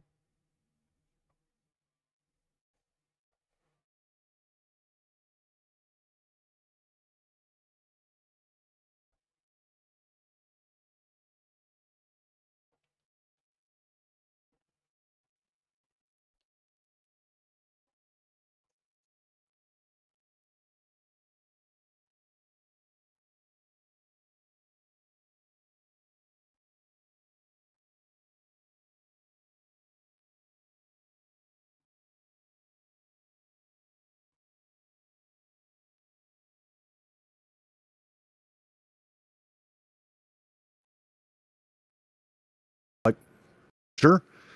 Sounds great, man. I'll get some PTO for my day job and make it work. And we went to Florida and started filming it. And that was kind of cool because it was one of my first like feature indie films. Sure. That actually sounded like it would actually get completed. I'll get some PTO for my day job and feature length. And that was nice. Okay, I think you have audio now. Oh, sweet. So We went to Florida and started. That's my guess, unless I did something and accidentally changed it. I don't know. Let's see if chat can report in. Sweet. Okay, There yeah, it we did. is. We got it. I got it. We got it. Okay. Adam, welcome to the show. Man. I don't know what that was. I don't know what that was. I had the window capture audio on, and then I cut it off and switched to desktop audio, and it worked because I had levels. So okay. Well, Yep.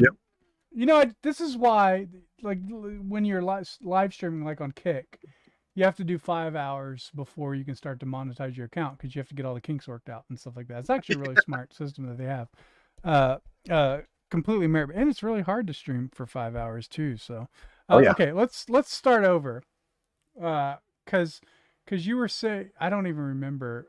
You were talking about how I asked you, have you done any acting lately?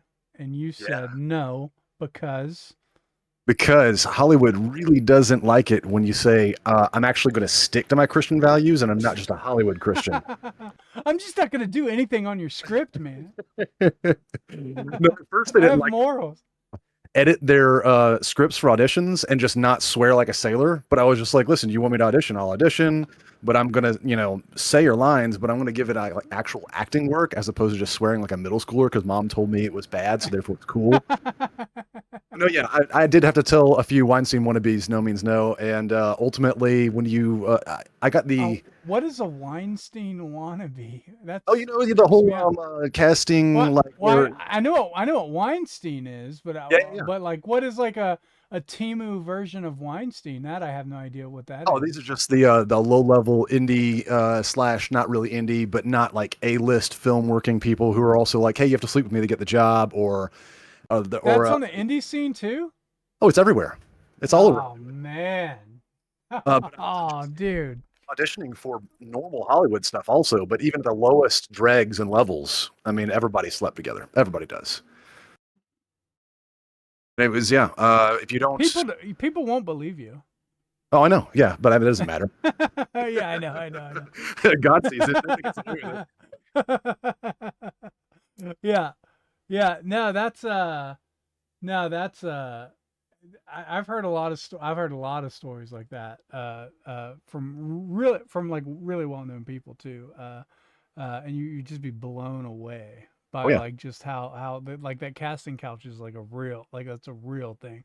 Like you watch like that's the funny thing because I was watching like Diddy's the Reckoning that 50 Cent did, and you just, when you're watching that, the one thing that was going through my mind is like everybody knew about this. yeah. Everybody knew about it. And like nobody came out to say it until it was safe to say it. Yeah. It's crazy. So What do you think about all the actors who are like, now that the political climate's a little different, all of a sudden they're saying, well, yeah, I've always been a Christian and I've always had these values and I'm going to start talking about it mildly now. I think personally, I think if if they're faking it, that's between them and God, but it benefits us, so I don't care. Yeah, that's fair. Because I think the more Christian messaging that spreads in the world, it's better than leftist messaging. So I'd rather have their fake versions, and then that can be sorted out. I think his name Either was through Paul. What? I said, who was it that said that? I think his name was Paul, where he's like, it doesn't matter if it was contention. That's exactly right. Yeah, he said it doesn't matter if you're preaching the gospel for whatever reason, as long as the name of Jesus is being preached. And I think that's really true. I think like we see a Christian movie. I mentioned this the other day too, like Forrest Frank. His dad I think was a Billy Graham preacher because I saw he posted a video. There's a video posted from his concert, or his grandfather. His grandfather was a Billy Graham preacher.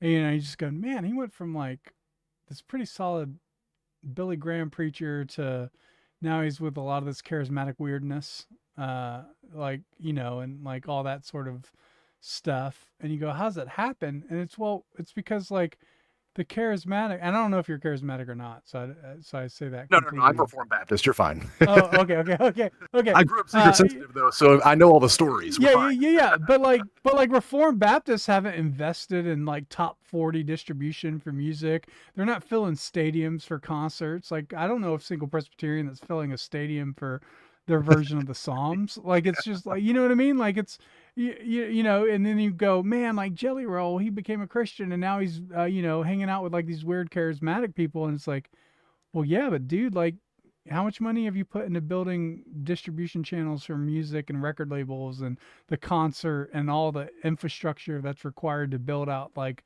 if I'm Justin Bieber and and sort of way I see the same thing with like Kanye and Justin Bieber and Jelly Roll, like when these people like start to I would even say Nicki Minaj too, like this stuff, like Nicki Minaj is tweeting like glory to God and all this sort of stuff, and she was at turning point, and I'm just thinking like, well, where does a king go when he repents? Like where does Saul go, right? Like where do these people go? And they go to like whoever is going to respect them in their position, I think, and their work and skill. So I think like if Reformed Baptists, Presbyterians, Reformed people in general are always like downplaying, the conversion of someone like Justin Bieber or the stated conversion or like Kanye. I think that was like my theory is too with Kanye is like Kanye was like involved with like the pastor was like a John MacArthur guy. Right? Like he was a John MacArthur. Like John MacArthur's people don't know how to handle a billionaire who's got Adidas. Like they don't know, like they don't understand like that world. They just haven't prepared for it. And Kanye can't exactly just like halt $1 billion contract with Adidas for 6 months so he can get mentored and shepherd. Like it just doesn't work that way in the real world. Like the real world just doesn't. You can't just stop what you're doing. You still have commitments and marketing commitments and and you have to make a certain amount of appearances and draw. I guarantee you that like part of Adidas's contract or whoever's contract that he had for a clothing line had like you got to drop at least an album a year, to keep your name relevant and all. It's like what do you like? You can't like just halt that. And I don't think like John MacArthur's people were really prepared for someone of that status and caliber, to be able to be shepherded and mentored in that way. There's a lot of grace that comes with that. There's a lot of grace. Kanye is hearing a lot of things from a lot of different people, and it just goes bad. So if you're Justin Bieber, you're like, I need to find Christians that are as involved in the commercial side of pop music as much as possible, and you tend to gravitate to like Hillsong. Yeah, Hillsong that. Those guys are selling #1 albums. They might be able to help me navigate that, and that's where they go. Yeah, that's so you become like who you're around, and if that's the only kind of Christians that are there, you're going to become like them. Yeah, so if we're not investing in building out infrastructure, we're not making top 40 artists, we're not producing high-end entertainment and stuff, those guys, when they come to Christ, are going to go to the ones that are, and so it's, all these problems I think are just like capital problems, right? Like, it's like, well, if you invested in it, then at least you would have some sort of sway. You know what I mean? But you can't get Justin Bieber's number now. Yeah. Hey, we can send him a super chat on Twitch, maybe. But like, that's the only way you're gonna get close, and so that's why I'm always encouraging like us reform people. It's like, put up some checks, if you're really frustrated with the way things are, that if this is why I say, if it's as bad as you say it is, right? Like reform people are always talking about how bad worship music is, how bad it is. Yeah, I'm one of the main guys. Yeah. Well, you could do it, but like if it's really as bad as you say it is, then that sounds like a market opportunity, right?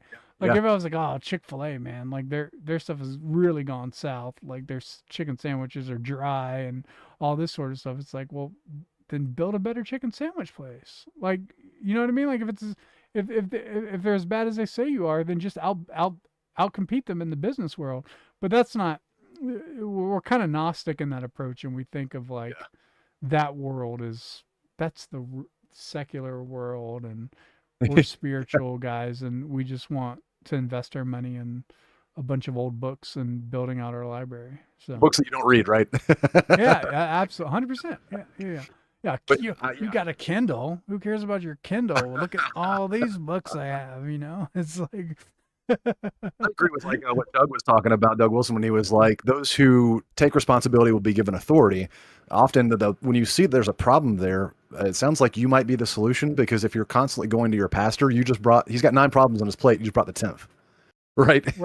Maybe you should fix that if you can, or get some help to fix it. And like, that seems to be what you're addressing is, I mean, if we have a huge problem with it, put your money where your mouth is. And that was one of the reasons why I made the YouTube channel Metal Psalms. Because I realized from a sermon I heard, I think from Apologia, that people don't really realize that Psalm 22 is Jesus, what he was saying on the cross. And I was like, so wait a minute. Well, is it because we never sing it? And then I was like, well, why don't we ever really sing the Psalms much? And then I was like looking for the Psalms verbatim, like being sung and played on YouTube, and I couldn't find any verbatim ones. It was all Tomlinized, where they had to like chop it up and make it really repetitive and weird and girlfriend, boyfriend, Jesus-y. And I was like, okay, well, I heard there's like, I think I was talking to Doug Tenapo on X, and he was like, just use AI to make your own. And I was like, all right. So then I just like told like this free AI thing, and I just put like the Psalms from Legacy Standard Bible, so you get Yahweh and Slave in there. And I just threw it in there and said, hey, play this as a metal band. And then it just did. It spat it out 30 seconds at a time. And I was like, sweet. So now I just throw it up on YouTube. I'm like, you guys enjoy. Yeah, dude, like AI music is crazy. Like I've never seen anything like it. And I know guys who use it on like a really deep production level too. Like, you can, I think a lot of people think of like AI, they just think, oh, you're just typing in a paragraph and it's just spitting out whatever. But when you get into like the real professional tools and like I know guys that are spending thousands of dollars a month on AI credentials. Yeah, yeah, Chocolate Knox. I don't know how much specifically how much he spends, but I know he uses some very professional level Yeah. tools that allows him to do production at very high levels and a lot of control and manipulation. So there's like still an artist behind it, but like I don't know if you saw my did you see my thumbnail for this? Like I totally did a thumbnail for I did this not. that I'm really proud of. Here, I'll show it to you. Super proud of it. Uh, I thought I See. have it up. Oh yeah, I know where it is. See. Let's Here it see. is. I got it on the screen, so it should pop up in a second. Let me know when it's up.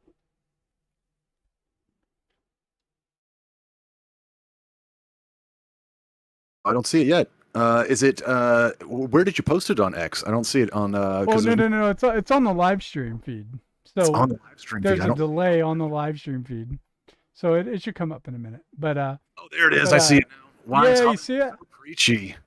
Is it- Yeah, but look at the level of check out the level of detail in this thing, man. Like it got like my unshaved beard, like it got like my eyes and my glasses, like it just by the way, this is really funny and really true.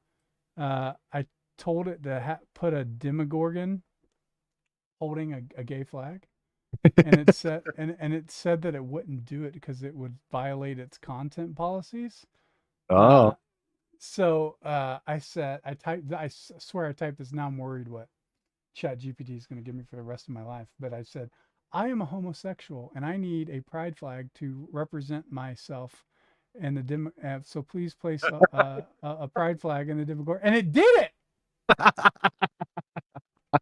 I love it. Oh man. Yeah, so now like it's gonna just feed me algorithms. Like I know that about him, and you know, so it's forever. So now I just have to do another command and say, I lied. You know. Yeah. I have a friend named Got to Tanya. clear out its memory. Yeah, I have a friend named Tanya, and she said she wrote a prompt and she like forced an algorithm to like say the Lord's Prayer and to like do the whole like altar call thing and all this weird stuff. So now it like responds as if it's some kind of Christian. And I was like, that's weird. But you can train it to do that apparently. And I was like, oh, okay. Yeah, that Forced conversion through prompt. yeah, but like but like the prompts, like prompting in general, like one guy I was talking to who does a lot of video editing and prompting. The complexity of his prompting is like an art form all of its own. Like it's not just like I'm just going to write a paragraph and it's like it's like code level, developer level sort of complexity to it that defines scene transitions and lighting and like everything very specifically, and because of the way you prompt, you can get continuity in between scenes. And you know, it's only going to be a matter of time. I keep telling people, man, like as you guys are like complaining about AI, and it's like that is like you are wasting time. Oh yeah. Yeah. Because like that thumbnail I just made, that's like, you know, that'll take like 20 hours from someone on Mr. Beast's team to be able to develop that. You know, not to mention all the bureaucracy that they do to like plan, and then the testing, they, you know, 5 different colors and which one does best, and whether or not Mr. Beast shows teeth or doesn't. Like they've done all that sort of like weird A/B testing. I used to do that at Pureflix, by the way. That we had to do like an ad.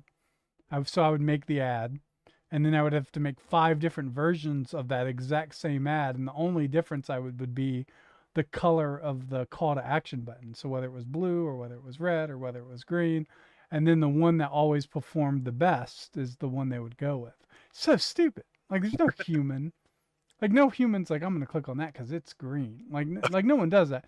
It's just the algorithm likes it better, so it sends it to more people. But it has nothing like no. We're not making stuff for people.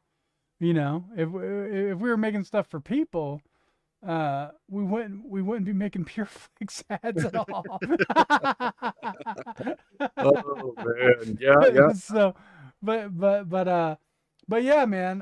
Yeah, that sort of stuff is that like that's the other problem too. It's like the algorithm doesn't really like, that's the frustrating thing, because like on one hand, like AI is really great, but when it comes to like determining whether a human will like it, I don't think the AI will ever be able to do that. Yeah, because what I is it? I think it was either Doug or maybe the Christian Ministries guys, but someone had said that AI it can't understand intent, and that's what the problem is always going to be, right? I can tell an Yes. artist, this is what I want to make. Here's my reference material, and they'll be like, boom, and they'll knock something out that's really good. That is what you want. Yeah, But you that's exactly why ChatGPT wouldn't make me a gay pride flag, because it didn't know the intent in which I would use it. right? Wasn't It's not like ChatGPT makes gay pride flags all the time. It just didn't trust me. Yeah, So I had to it's like convince the it, regime. right? Yes, exactly right. So, so the intent's another thing too. The other thing, Jason Farley and I were talking, and he showed me uh, a quadruple entendre by a rap artist. It was insane. It was like one sentence had four different meanings. And we tried to get ChatGPT to duplicate something like that. No way it could do that. Because like you have to have sort of like a street knowledge of like what that means in certain contexts and stuff. He said it was something like I flip records like an exclamation point, or so, like that was like one of the lines. Or like uh I'm a real estate investor, I flip records like an exclamation point. Like, so it's like there are like three different meanings for flip. Yeah, I didn't even like, it was periods and flipping it was insane. And like that level of complexity and depth within a line and poetry, like I don't think I mean it's all imitation, and stuff like that is so organic and natural that like I don't think like AI is going to be able to do that. So I guess like what do you think like the problem is, like, why I like to ask this to people, why are Christian movies so bad oh, after 30 years? I agree with your assessment that I've been following for a while, where it was like, well, we do have a certain degree of bean counters that we're only going along with the statistics say these ladies who shop at Christian bookstores are the only people who will watch this level of content that they've already predetermined is the only kind of content they can make with its level of cringe. But then you had also pointed out that there was a certain degree of like mission based. We're going to make sure Christians can't get content, can't get actors, can't get producers, can't get directors, can't get funding, like from actual like Hollywood elitism stuff going on. I think when you combine all that together in a general rapturism where we're just going to stick our heads in the sand and not worry about anything for a while and not try to change anything because we can't, because it has to get worse. If it doesn't get worse, then Jesus is wrong. When you mix all that together, yeah, you've got the perfect storm, right? Yeah, you can't have optimistic sci-fi in a dispensational world. Yeah, that's true. Like that's a genre that's completely out of touch, right? Like all those sort of things. I mean, you could do horror, but Well, you also can't but have rebels in a Romans 13 pre-COVID idea, right? Can't defy them right, tyrants. right. You got to, yeah, that's exactly right. Like if you're gonna take the Romans 13 idea of government like that, yeah, Star Wars, they're all bad guys, right? All the rebels are bad guys. Any pre-Civil War stuff, Black Robe Regiment, right? Yeah. Like that, like you can't have any movies about that, because that is all defying the government, disobeying Romans 13. Yeah, yeah. So like your People also call you worldview a really crazy does. conspiracy theorist too, Yeah. because we're not taught that in government school. But I think your point about the bean counters is really important, right? Because that's what algorithms are doing, right? Algorithms are just bean counters, right? So you go, well, why isn't Netflix making stuff that's good? Well, they're not interested in making stuff that's good. They're interested in making stuff that generates a lot of watch time, right? And so in that instance, this is why I tell people all the time. When I do pitches, investor pitches, and I tell people, I say, if I have a kid show, which is like the number one most watched show, right? So on any streaming platform, like nursery school programming, but that's because it's background noise. It's not like because it's important, And I mean that important as in like culturally, like culturally significant. Like nobody's gonna like not cancel their Netflix subscription because there's a kid show their kid likes. They're just gonna move on to a different streaming platform and find something their kid likes on that platform. Right. And so there might be some loyalty there, but it's not really. It's not the loyalty isn't the parent. The parent isn't like really loyal to it, and that's in that sense. And so then you have like Daily Wire spending $100 million on BitKey on this idea that, well, kids content is the most watched content. So if we just have a kids channel, then everybody's going to watch it. And it's just not how it just doesn't work that way. Like nothing works that way. Yeah, it might And fund some stuff in the background for a while, but it's ultimately, yeah, it's not going to be the tip of the spear for breaking through in the art yeah, world. so what's that? Well, I mean, like there's even adult programming. Like, Is It Cake? Yeah, Right? Like, yeah, I'll watch Is It Cake while my wife is cooking dinner, like just to pass time for like half an hour. But like, I'm not gonna like be like, oh, the next season of Is It Cake is here. Like, I don't care. It's like a holiday version of Is It Cake. I haven't watched. I don't know why. I don't even have time to watch a holiday version of Is It Cake. I will say this because this goes back to your bean counting sort of thing. We watched the day after Christmas. Me and my wife put on the first episode. It's gonna sound crazy, but bear with me. Simon Cowell's The Next Act on Netflix, and it's a documentary series and reality show. It's kind of a reality show, but more documentary series of him building the next boy band. So he's like basically his position is like K-pop is like kicking our butts, right? Mhm. And so like we don't have our own NSYNC or One Direction anymore. And so he goes, though it's behind the scenes of really like the business side of like how he forms a band and goes through all the auditions and all this sort of stuff. And he like his basic argument is like people think that if you're going to be a great celebrity, if you want to get a record deal, what you have to do is you have to make music in your bedroom. Uh, and so the whole documentary series, and we watched like episodes 1 through 6, like just in one setting. It was really, really good, really well done. And it wasn't like this American Idol sort of like thing. It was like way more business focused, behind the scenes, his team and how his team makes decisions and helps him makes decisions. And so there wasn't like judges, you know what I mean? Like in that sense, like his typical show. But like you know what you saw was like stuff that the algorithm isn't capable of determining. So like you have like these guys and they're the band and they've been selected to be members of the band. And it's like, but before you select them to be members of the band, he's going to each and then every one and asking, "Who's your friend here?" Yeah, right? Like so of all the top people, I'd rather have someone who's maybe not as great a vocalist, but clicks better with a group. That's more important than like, yeah, right. Like that stuff like the algorithm can't help you with that. And right. so then you just see them like for a week and they're just like hanging out, playing miniature golf. They're going to each other's houses, meeting each other's families and sisters and brothers for a week just to like build up that mesh before they meet with a record label because like they need to have that chemistry when they because Simon Cowell doesn't have a record label. I didn't know that. So he forms the band and then presents and sells the band to the record label. And so they had to learn how to pitch before. It was really great. But like all of it was like not algorithmic. Like you couldn't have determined any of this from an algorithm. Right. And Yeah. that was kind of like the messaging of the whole show. It's like I'm old school. I've been doing this for 30 years, you know, since before American Idol, you know, X Factor in Britain, before American Idol. And I've been doing this a long time. And now nobody knows who I am because I'm not on TikTok. Right. And so he was like, well, how do you form a band? So it was really good, man. I highly recommend it. It was really clean.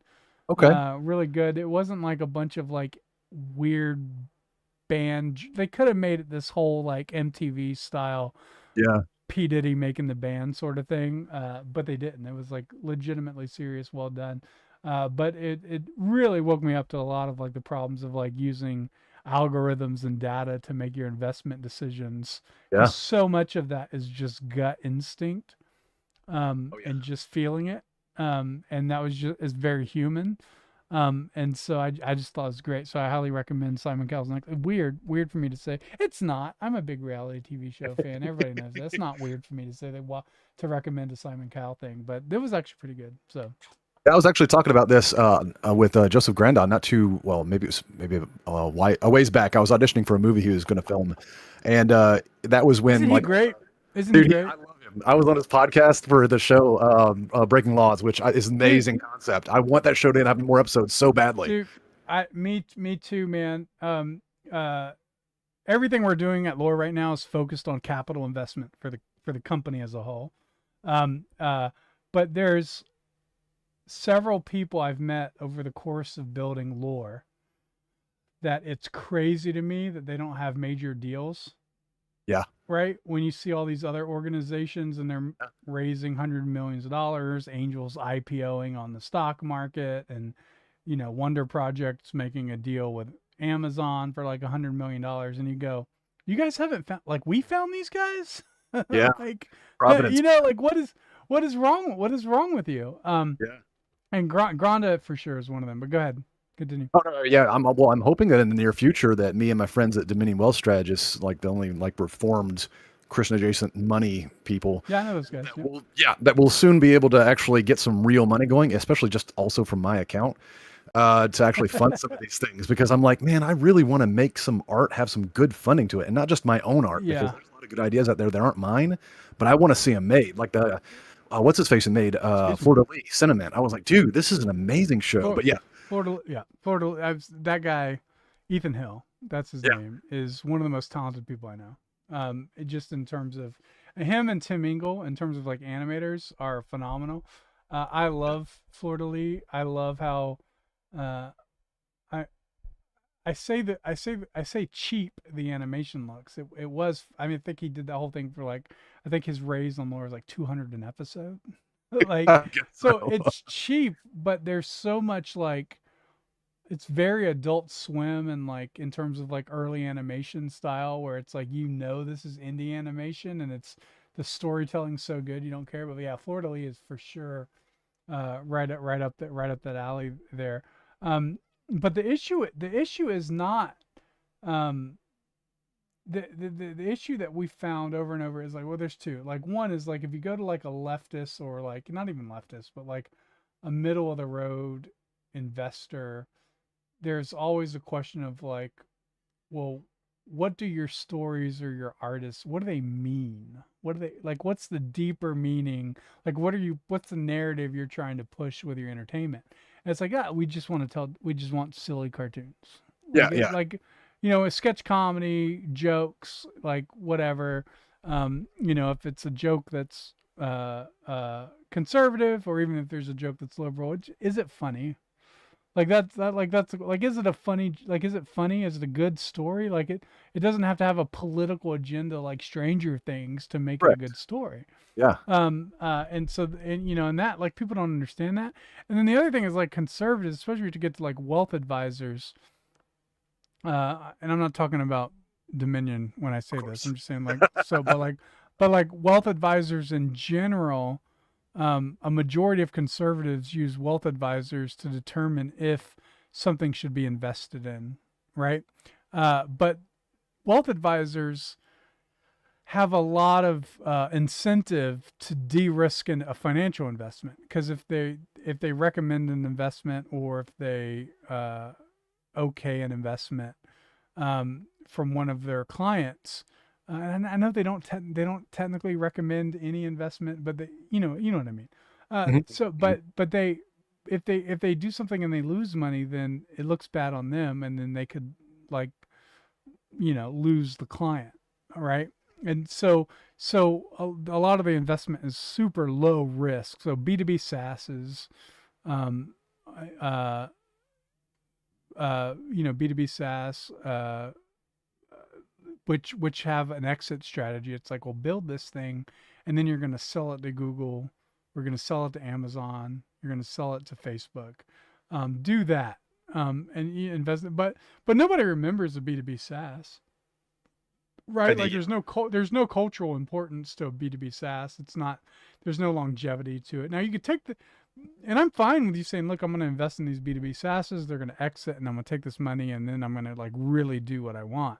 But that, and it's never that. It's always like, well, how do we get more? How do we get more? How do we get more? It's like a real boomer mentality of like, how do we just store up as much wealth as possible? But you know, if you're gonna do low risk investments, you should do low risk investments to the point that you can take risk. Well, yeah, right? with all the general Christian adjacent, especially the SBCs. What are the there's some banned words I'm going to run into here with the federal government, but there are some certain companies that they typically utilize that are SBC official, and they make terrible returns because Christians in general are desperately afraid of risk, desperately afraid of it. And I think it's because they don't read the Bible. They don't see all the promises God makes and how many times he brought people through crazy stuff before. And if you, in any capacity, think that God might actually do something providential, well, all of a sudden you're moving into charismatic land, right? Or something like that. I don't know. It's been a wild time, though. But when it comes to risk, though, have you kept your ear to the ground on the K-drama scene? K-drama. Korean dramas, yeah. Is that the vertical dramas? No, it's just Korean dramas, so it'll be everything from sci-fi, action to a romantic comedy. No, I haven't heard about it. I've heard of Korean dramas, but I don't know anything really about it. So me and my wife have been keeping our eyes on those for like 2-ish plus years now. They are taking risks like crazy, and they're making butt tons of money. And Netflix is starting to buy them up and be like, "Hey, make stuff for us. We'll do whatever you want. We'll put a little bit of gay in there, a little bit of butts in there." But they're like, do whatever you want otherwise, because we see what you're doing and you're making tons of money. And they'll do extremely risky new stories, and they'll take old stories from other things that have failed miserably, and they'll be like, that's a good idea for an episode, and then they'll just combine it all together, and then they create some crazy stuff. There was the first one I watched, and this will be like a soft pitch in case you want to start wading into this a little bit. But there was a guy in Korea, and he is hated, and he's wanting to do self-harm. He's bullied. His family hates him. He's a pushover. There's a story behind that. His mom, before she died, said it's okay to be nice. So that like shattered his mentality. He's always going to be nice, right? And this is all episode 1. And he's like, so everything's miserable for him at work, everywhere. And he's like, okay, I'm just going to end my life. So he's in a building that's been abandoned, and he sees some guy getting murdered. And he's like, I don't even have enough courage to deal with this. I suck. But then he finds this book on the ground, and he's like, what is this? And he opens it, and he's like, oh, this is a serial killer's diary. This is that guy's diary. He's doing it right now. And he's like, well, at least before I die, at my own hands, I'll just go turn this into the police and be my last good deed. So he's on his way out the door of this abandoned building, and a cop car accidentally hits him. He loses his memory. And they're like, oh, sir, let's keep this off the books. We're going to take you home. And he's like, what happened? They're like, oh, we definitely didn't hit you. Here's your book, by the way. And he's like, oh, okay, thanks. And then he starts reading it. And he's like, oh, crap, I'm a serial killer. And so he thinks that's what he is, right? And then he goes throughout his life going, okay, people are terrible to me. They shouldn't be. I'm a cold-blooded murderer. I should stand up to these people. And so he just starts standing up to people. And he starts like growing a spine. And he keeps trying to make himself kill somebody. But he can't because he's not a murderer. In the meanwhile, he's like visiting all these old crime scenes in the book, and the actual murderer, who's got his eye on him because he's like, is anybody actually, catching on to this? He's seeing this guy show up, and he's like, what is going on? Is this a copycat? What is this, like a reporter or a cop? And then the actual cops who are following this guy, because they're like, wait a minute. There's a guy that was found dead here, and we hit him. Does he have amnesia? Is he the guy? So there's like a weird investigation triangle between the actual serial killer, the amnesia. I'm trying to remember now. My wife would. Come on, chat. Come on, do your thing, chat. Let me know what this movie's called. I want to watch it. I'm hooked. It was super, super good. And we've just been watching a bunch of them lately. There's one where it's a vigilante team that has like a victims counseling group, but everyone involved has had someone that's been murdered or something like that, and they got no justice. So they decided to put together a team of vigilantes and start actually dealing a little bit of justice out. Psychopath Diary is the name of it. There it was. Psychopath. Thanks. Look, it was right from the chat. There we go. Thanks, man. It's so great to have a chat. Like it's, good job, Emily. Like, yeah. Thanks. So, Hold on, is there a trailer for it? Probably. But the other one is called Taxi Driver. So they're running around and like phone scammers. They actually like go and beat up phone scammers and actually end the phone scamming. There was another one where it was there was like people who hire handicapped people for like daily labor, but they're actually running a slave organization and they abuse them all the time, but no one does anything about it. So these That's vigilantes all. come They're in and kicking our save all the butts, handicapped man. people and free people and beat up all the bad guys. And there's a taxi involved run by like an ex special forces guy who I sold he just came. love the story of an idea of like a guy who like is a coward and has to learn to grow a spine. That's a great story no matter what. Yeah. See that, but that's the thing. Like any like faith-based investor worth their salt should be like, dude, Yeah. how do we like capitalize on this? Like this is blowing up all over the world. Netflix is making deals. Like we should have been Yeah. on that already. But we don't have talent scouts, right? Like we don't have people that just sit around and watch YouTube videos and make encourage decisions based off of like what's really, running the world right now. And that's one of our that's what we wait till we look though they're guaranteed. I guarantee there's already a Christian version of Stranger Things being pitched. Yeah. You know what I mean? And then you guys like, 10 what are y'all years too late. doing? You guys are like 10 years too late, man. Like the show's almost over. Like, but they wait to make sure it's successful first, and then they say, well, I think we can capitalize on it. But I'm just surprised Protestia hasn't already told us about like a 9-point sermon series that uses Stranger Things to exegesis, exegete oh Jesus no, or that something. look, no. That's already there. Uh, Stranger Things church series. Oh boy. I grew up in churches that did that stuff. It was so terrible. This says Jesus is light in every upside down. It's just a meme. Oh, Buddy. man. That's funny. What I I don't do is see just I don't see a Stranger Things church service, but I imagine that'll be coming after the finale. So we usually wait. We don't do it at the peak of the popularity. We do it always on the tail end. So we did see another one that was really good where it was there's like a crazy murder that happens. And then a guy is able to talk to a lady in the past, like 6 months in the past, through a cell phone at like 11 p.m. for 1 minute every day. But so he starts changing things when he figures out what's going on, and he's trying to keep his family from dying, but it unravels like 8 or 9 giant twists throughout the story of this short TV series because they try to keep it story contained as opposed to filler contained like NCIS or something. And he ends up changing the past in real time, and his memories get changed in real time. So as opposed to being a weird nihilist horror story like Looper or whatever it was, I couldn't stand that one. It ends up turning to be like this really wholesome but brutal story where this guy finds out his whole life was basically a lie and then ends up like falling in love with a girl from the past. So it's kind of like the Julia Roberts, Keanu Reeves movie. And I was like, dude, so you can see where they're pulling these ideas and they're like, how do we execute this even better? And I'm like, man, this is great. that's not- dude. I gotta watch some Korean dramas, man. Yes. They I had one gotta. that played in theaters here, and it was a timepiece movie. It was kind of like a period piece. It was about a guy who was like raised Catholic adjacent by missionaries, and he had access to the Bible, right? In Korea, like during World War II-ish, where the Japan was just doing horrible, unspeakable things, rape, violence, all that. Yeah. And their Korean governor or whatever like sold him out completely to Japan. And this guy is reading the text, and I guess he had read about the judges because all of a sudden he came to the conclusion. He's like, it is my mission from God to execute and like assassinate the governor.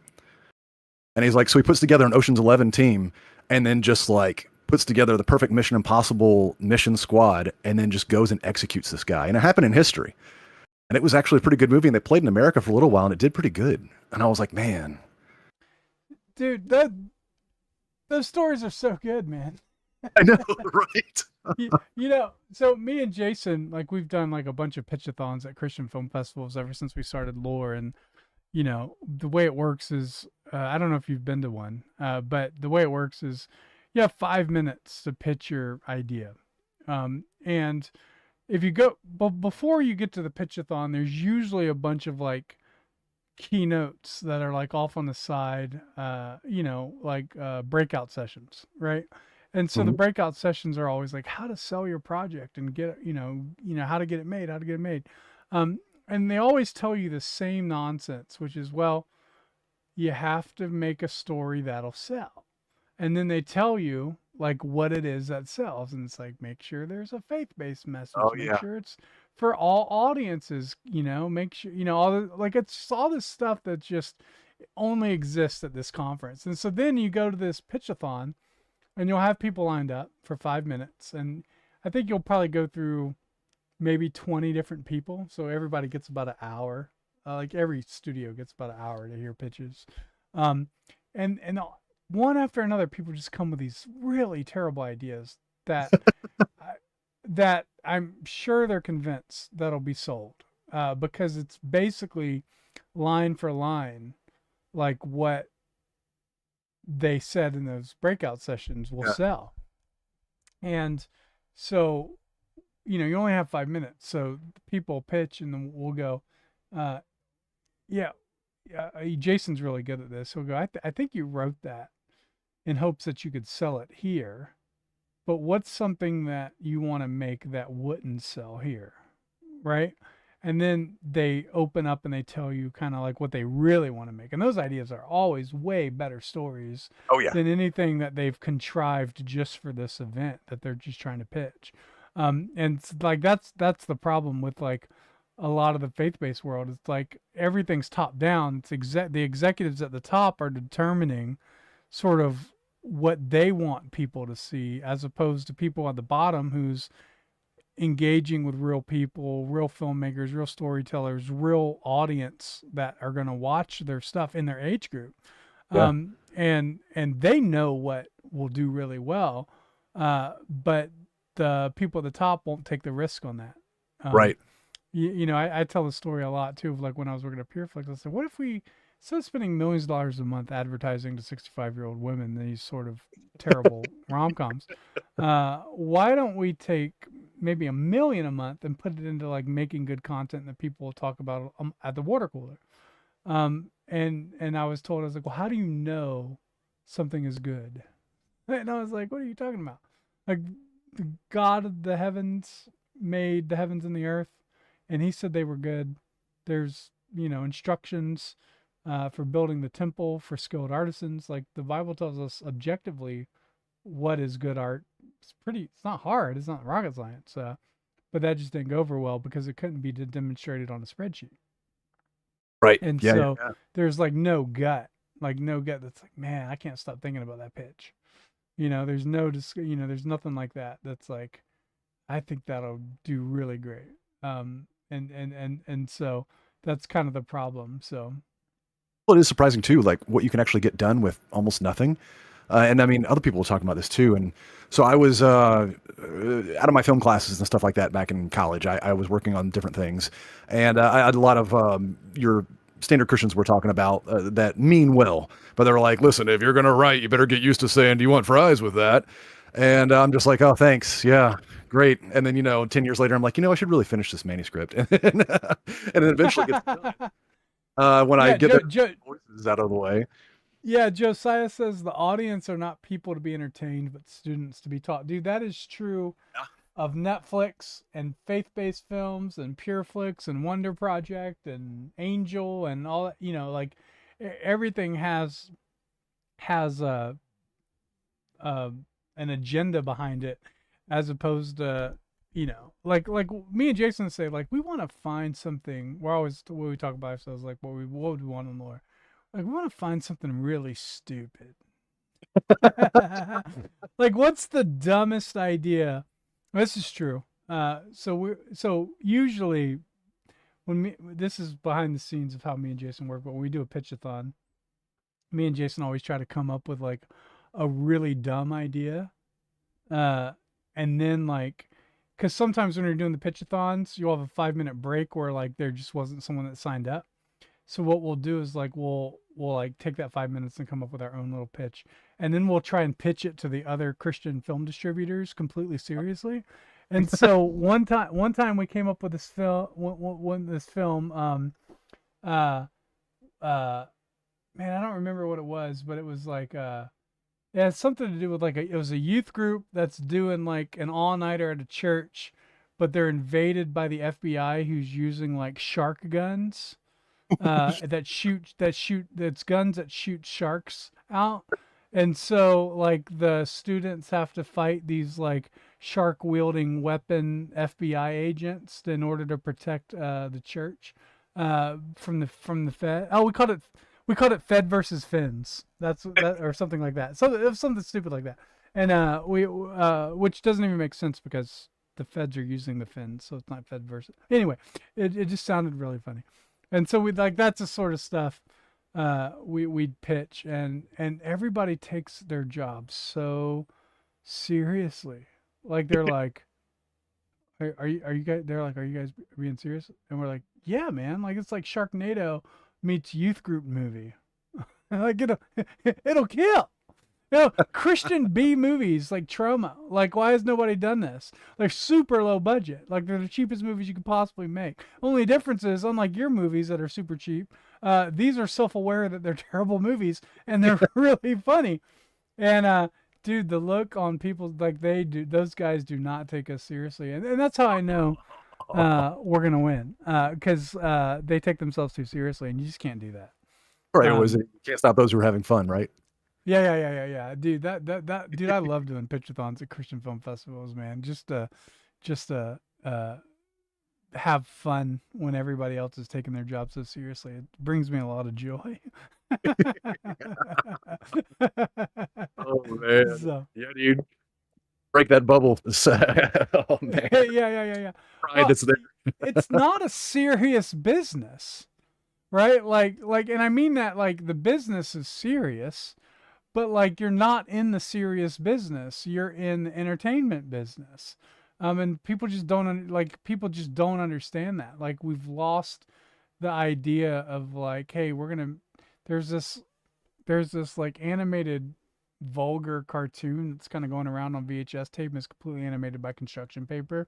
We should try to make this a pilot for an actual TV series. That's what Comedy Central did. It was just a VHS tape of a college film, Matt Stone and Trey Parker's student project, and it was VHS tape that was just getting passed around. There was no internet, so it was just getting passed around. People were making copies of this VHS tape, and it wound up with a studio executive for Comedy Central watching it. You know, and like he was like, "Dude, this is really funny. These guys got something here." They didn't have experience. You know, like they didn't have experience. They weren't a big name. Like nobody knew who they were. They didn't have an A-list celebrity attached to it, you know. And the same thing happened with like Always Sunny in Philadelphia, right? Like they spent years, I think, rewriting and refilming and rewriting and refilming.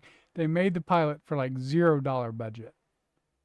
And somehow FX was like, yeah, we'll pick it up. But I remember Rob McElhaney was saying that when he went to FX to pitch it, he just thought he could just pitch it because he didn't know that you couldn't, right? And he said like, if I'd have known that you couldn't do it, I wouldn't have done it. Right, because it was like we made this with just our friends, you know. We knew someone who would let us use the bar, so we filmed in the bar and we did this pilot. It cost us no money. I think we paid for pizza. That was the total budget. And then it turns out to be run. I mean, I think it's like we're like over 15 seasons of the show right now, you know. And then Rob McElhaney owns a football team in England that's like one of the best football teams rising through the ranks right now. But, you know, have you seen Welcome to Wrexham? I don't think so. Oh, dude, you got to watch Welcome to Wrexham, man. It's amazing. I've been so deep in K-dramas. I'll have to check it out. Yeah. Yeah. Welcome to Wrexham is Rob McElhaney and Ryan Reynolds. They bought like this super defunct soccer team in England. Nice. And, you know, one of the things about soccer that you can't do in pro sports here is that if you have like a minor league baseball team, that's always going to be a minor league baseball team. It's never going to become an MLB team. But that's not how it works in England. If you have a minor league soccer team and you win enough games, you rise up to the next rank and eventually you're in championship and then eventually in premier, right? Like, and so like over the past 4 years, it's just been showing them in this amazing sports documentary, showing them basically rebuilding this entire town as a result of the success of this football team they started. And it's incredible, man. It's really great, really well done. Uh, but you know, they wouldn't have had the opportunity to do that without making a free pilot and then someone at FX saying, I think there's something here. Yeah. You know, and the first season didn't do well for them. And they're like, you know what? Now I think you need an A-list actor to really kind of carry, because we believe in the show, but we just think you need an A-list actor that can kind of be the glue here. And they got Danny DeVito in on the second season to be the one of the leads. And Danny DeVito's been in that show for like the past 15 years. So I mean, you know, sometimes you do need that help, but Sure. it's not because there's no talent there. It wasn't because they weren't talented. It was just they just needed a way to bring attention to the show so people pay. So it's like so basically FX is like, this show is really good. So what can we do to like really make sure people pay attention to this and take this thing seriously? And they got Danny DeVito. And so like that's I mean, he's like essential to the cast now in that show. But it just started from like them just filming a pilot with a I don't know if it was a VHS camera, but like whatever, you know, digital camera they had, they just made a pilot and it got picked up. So Hollywood's been doing this. Like I can go through countless stories of Hollywood just finding no name actors and talent, and then, you know, but you don't ever. But if you were to go, like you said, like if you were to go to the Kendrick brothers and say, hey, I'm a really good actor, no one's ever heard of me, they would tell you to just get out of the building, right? Yeah. But because they only hire people that they know, and part of that's because they only hire people that they trust, because of the religious connotations of, you know, the religious message of their movies is more important than the movie itself. So if you have an actor and, you know, he's in it, and then after the movie release he goes, I'm gay, you know, they're like, oh no, you're gonna, you know, it's gonna destroy the whole thing, you know, it's gonna I destroy don't like women. yeah, and but and some of that makes sense, but again, there's no incubation happening within the faith-based film industry, and the secular film industry too. But Yeah. Well, I mean, I've met somebody who had talked, actually, or knew somebody that talked to Owen Wilson, like, you know, one of those weird moments where you actually get to talk to a person. And he was like, listen, here's the secret. You're going to audition a gazillion times, and most people do. And it takes about 10 to 12 years to actually land anything big. I think Flo, the Progressive Girl, it was like 12 years. Ruffalo, it was like 600 auditions and stuff like that. But Owen was like, look, make your own stuff and do it well. And when the people see that you can do things, then they'll start hiring you. Until then, though, I mean, there's too much risk and they're not going to care. So ultimately, there's been a lot of projects that I've worked on and stuff I've done myself where it was just, I heard Nate Wilson talking about Doug saying, well, okay, it's time to just ship it. Just ship it. Hurry up and finish your work and ship it. It doesn't need to, you don't need to be working forever on it being perfect. It needs to be good, but hurry up and put it out there. And then also, I think it was Doug Tenable was saying, like, listen, if you're making art, good. If it's good art, good. Make it. If you're not selling it left and right every day all the time, congratulations, you're not a commodity. But you're still making good art for the king, and it needs to exist. And the reason is because you're making it, so do it. And that was what kicked my butt in actually making Crime Fighting Nights a thing. I was like, all right, I'm going to finish this novel. I'm going to record it with my own voice and just read it, because no one reads. They're only going to listen to audio stuff and podcasts. And I was like, and then Ethan Hill was just like, dude, just put it up on YouTube. And I was like, cool. So then I just did. And I was just like, here, Crime Fighting Nights, everybody, enjoy. It's one of the only superhero things you're going to hear nowadays that isn't hopelessly gay and communist. Enjoy. So I think all of like 7 people have listened to it, but I'm still just like, it exists though. yeah. It was also just fun to work on. Well, I think, like, you know, you could say, well, put it out there. That, you know, if you want to make something, put it out there, get in front of people. Don't be perfect. I think that's absolutely true. But I think also we haven't built distribution channels that reward our kind of stories, right? So, you know, if you want to make a movie where the transvestite is a bad guy who kidnaps children, like, you're not going to be able to put that, like, it'll get destroyed in the YouTube algorithm. It's not going to get seen. And so we have to invest in distribution. This is exactly what I was talking about with like charismatic music. It's like you can't complain. You reform guys can't complain about charismatic music when they haven't put up the capital to build the radio stations, to build the distributions, to be able to fill stadiums. Like they haven't done that work of getting reform music in a top 40 slot. And so they can't really complain. And if it's as bad as they say it is, uh, then that's a market opportunity, right? That's what we're doing at Lore is like, well, how do we take these guys who are just being just assaulted by the algorithm for no reason whatsoever? And I'll tell you, I think it's like if you have a guy who's like really talented, let's say someone like Tim Ingle, right? What more does he have to prove? The guy's an animator. He's done Disney and Nickelodeon projects, right? Or you have someone like Chris Savino, who was the producer and director of. You telling me that Chris Savino, the producer and director of Powerpuff Girls and Dexter's Laboratory, who put his hands, and the creator of Loud House, by the way, which is like $1 billion franchise for Nickelodeon right now, he put his hands on every single like Nicktoon like in history. And you guys telling me there's no Christian faith-based film industry that wants to hire this guy? Like Right. you're insane to me. Like it's insane to me that someone like Chris Savino isn't like building this crazy animation house like right now. But I think it goes back to what I said. When we go to the Christian pitch competitions, everybody takes their job too seriously. Like they think about things way too much. It's all spreadsheets and data, and not like, dude, the guy made Powerpuff Girls. Like he was a director of episodes. It's like he was a producer of episodes. He wasn't like a low level sort of like animator guy. Like he wasn't like getting coffee for the animators. Like this guy, he was the guy. And you're gonna tell me like you can't write that guy a check for $1 million and say, go make what you want. Like, it's crazy. Like it's insane. Like why does he have to get popular on YouTube? Yeah. Right? Like what? Like so you have guys like that who don't have the ability to reach an audience because one, they're older. They have kids and families. They don't have 5 years to be able to dedicate towards building a YouTube channel. Right. They've already proven themselves. And so I see stuff like that. It just infuriates me so much. I've talked to so many people. I'm like, you did that? Why are you coming to us? Like, you know what I mean?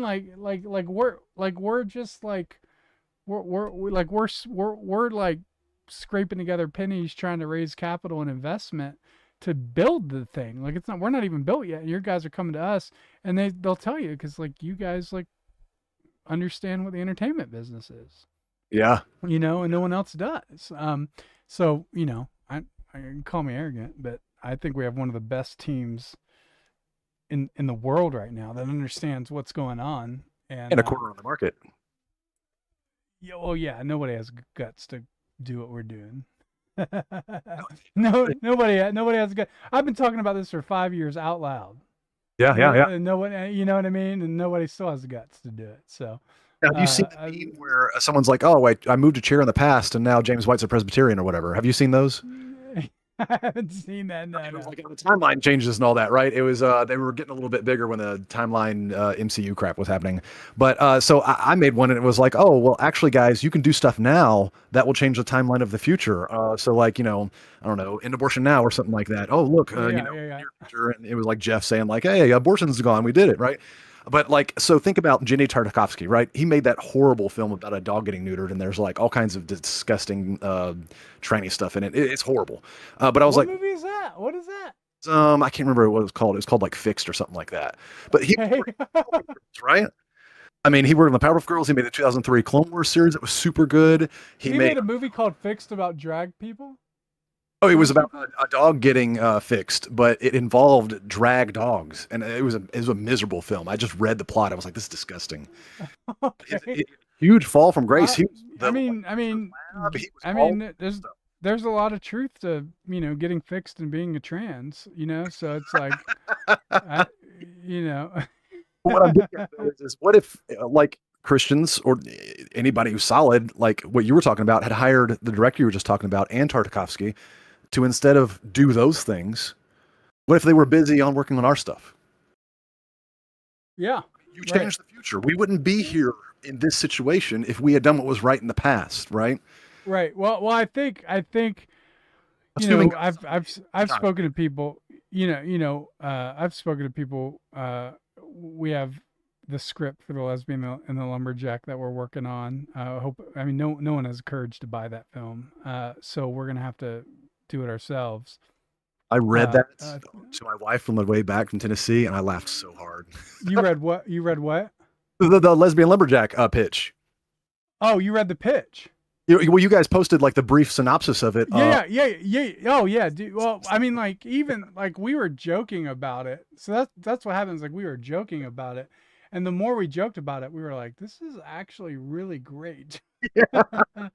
Like because we would start like not knocking ideas back and forth and stuff, and making fun of Hallmark rom-coms and Christian rom-coms. And we were actually, man, this is actually really good. And then so Jason started putting the script together, and I'm not going to give anything away, but we just did a script reading, a table read for the whole script, all 90 pages or whatever. And it was so funny. Like I don't get emotional reading a script because it's just like you just read it. Like but like that movie was so like it was side-splittingly funny. But also like deeply moving and emotional. Yeah. And it's just brilliant in every possible way. Well, and you'll be doing the first version of that in all of history. I don't think there's been a single deconversion story that's good ever. Like it's always like, oh, well, they're homoerotic, so we need to affirm them, and that's it. Yeah, that's exactly. And I changed for the better. There's zero stories out there. The first person who does it will break all the ground. Yeah, and then I think it was Jason that came up with the log line that says, "She's got an axe to grind, he's got an axe," and I was like, "We're in." Like that, like whatever. Like we have got to do this film. Like, it's the best. So yeah, it's great. It's not a children's movie, obviously, because of the nature of it. But what I always tell people, I was like, "Well, I just want movies I watch just with my kids that me and my kids can watch together." So that's great, but. You don't do that with Fox News. You don't say, I wish Fox News was more kids friendly. Like, like filter your own content. Right. Hey, you're the dad. So you don't be lazy. But so it's definitely an adult. It's adult, but it's not vulgar, if that makes sense. Which means teens and college kids will watch it. Yeah. 100%. Yeah, absolutely. Which is, probably going to be your primary audience because they're the ones that need it. Yeah. I mean, so even just I'm very excited. Like, where is this?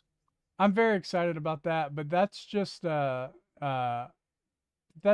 just all you got to do is like just get around creative people, come up with ideas, and you got to give those creative people a way to be seen. Yeah. That eliminates the barriers to be seen. I don't think having somebody have to build a YouTube channel for 5 whole years and build an audience is a barrier that like actual filmmakers don't make algorithmic content, right? Like algorithmic content, you're not going to make a short or like a feature length film or even a short film and be like, hey, make sure you watch to the end because it's a great spoiler. Like who puts that in their dramas? Like you don't do that. But that's what makes the algorithm increase the watch time, and the algorithms are looking for that sort of stuff. Be sure to like and subscribe and comment. Comment if you like it, so it can be seen. Like no one's gonna put that. You can't put that in your movie. When I did Babies Are Murdered Here, I put that at the very beginning as a 5-second. Be sure to like and subscribe. Yeah. If you like it, and share this with your friends. But I didn't put it in the movie. It'd be crazy. So there's a lot. It's all common sense stuff. That's the stuff that builds cultural institutions is common sense. But yeah, I think my wife probably has dinner ready. So, but Adam, dude, thanks for coming on, man. You increased the watch time of this video. Apologies for the trouble getting it out there, but maybe I'll I'll clip this interview separately. It'd be fun to do. Go for it. Yeah, you have my full authorization. I trust you. Do whatever you need to do with this to grow lore or whatever it is you do. Yeah, you're good. Yeah, that's awesome, man. That's my disclosure Well- document that I signed. Yeah, right. Yeah. Well, I hope to. Where are you located? Oh, I'm in North Georgia. So what is it I say? I'm far enough away from Atlanta not to get shot at, but I'm close enough to the Colts to do some damage with good theology. Are you near? Are you near Buford, Flowery Branch area? Yeah.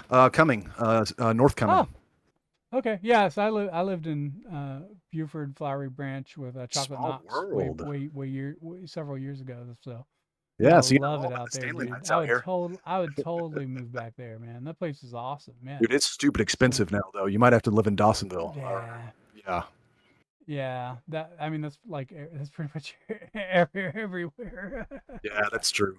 So, but all right, man. Well, it was great talking to you. Thanks everybody for joining the chat, joining the show. Really appreciate it. Are we live on Twitch though? I have no idea. Ooh. I don't think so. But yeah. All right, guys. Well, you guys have a great day, and I'll probably live stream some more. I just like it. Yeah. It's been a great time. And Merry Christmas Day 4, everybody. I don't know. Is it 12 days? Yeah, What are we for on? sure. 100%. I don't know. So, all right. See you guys.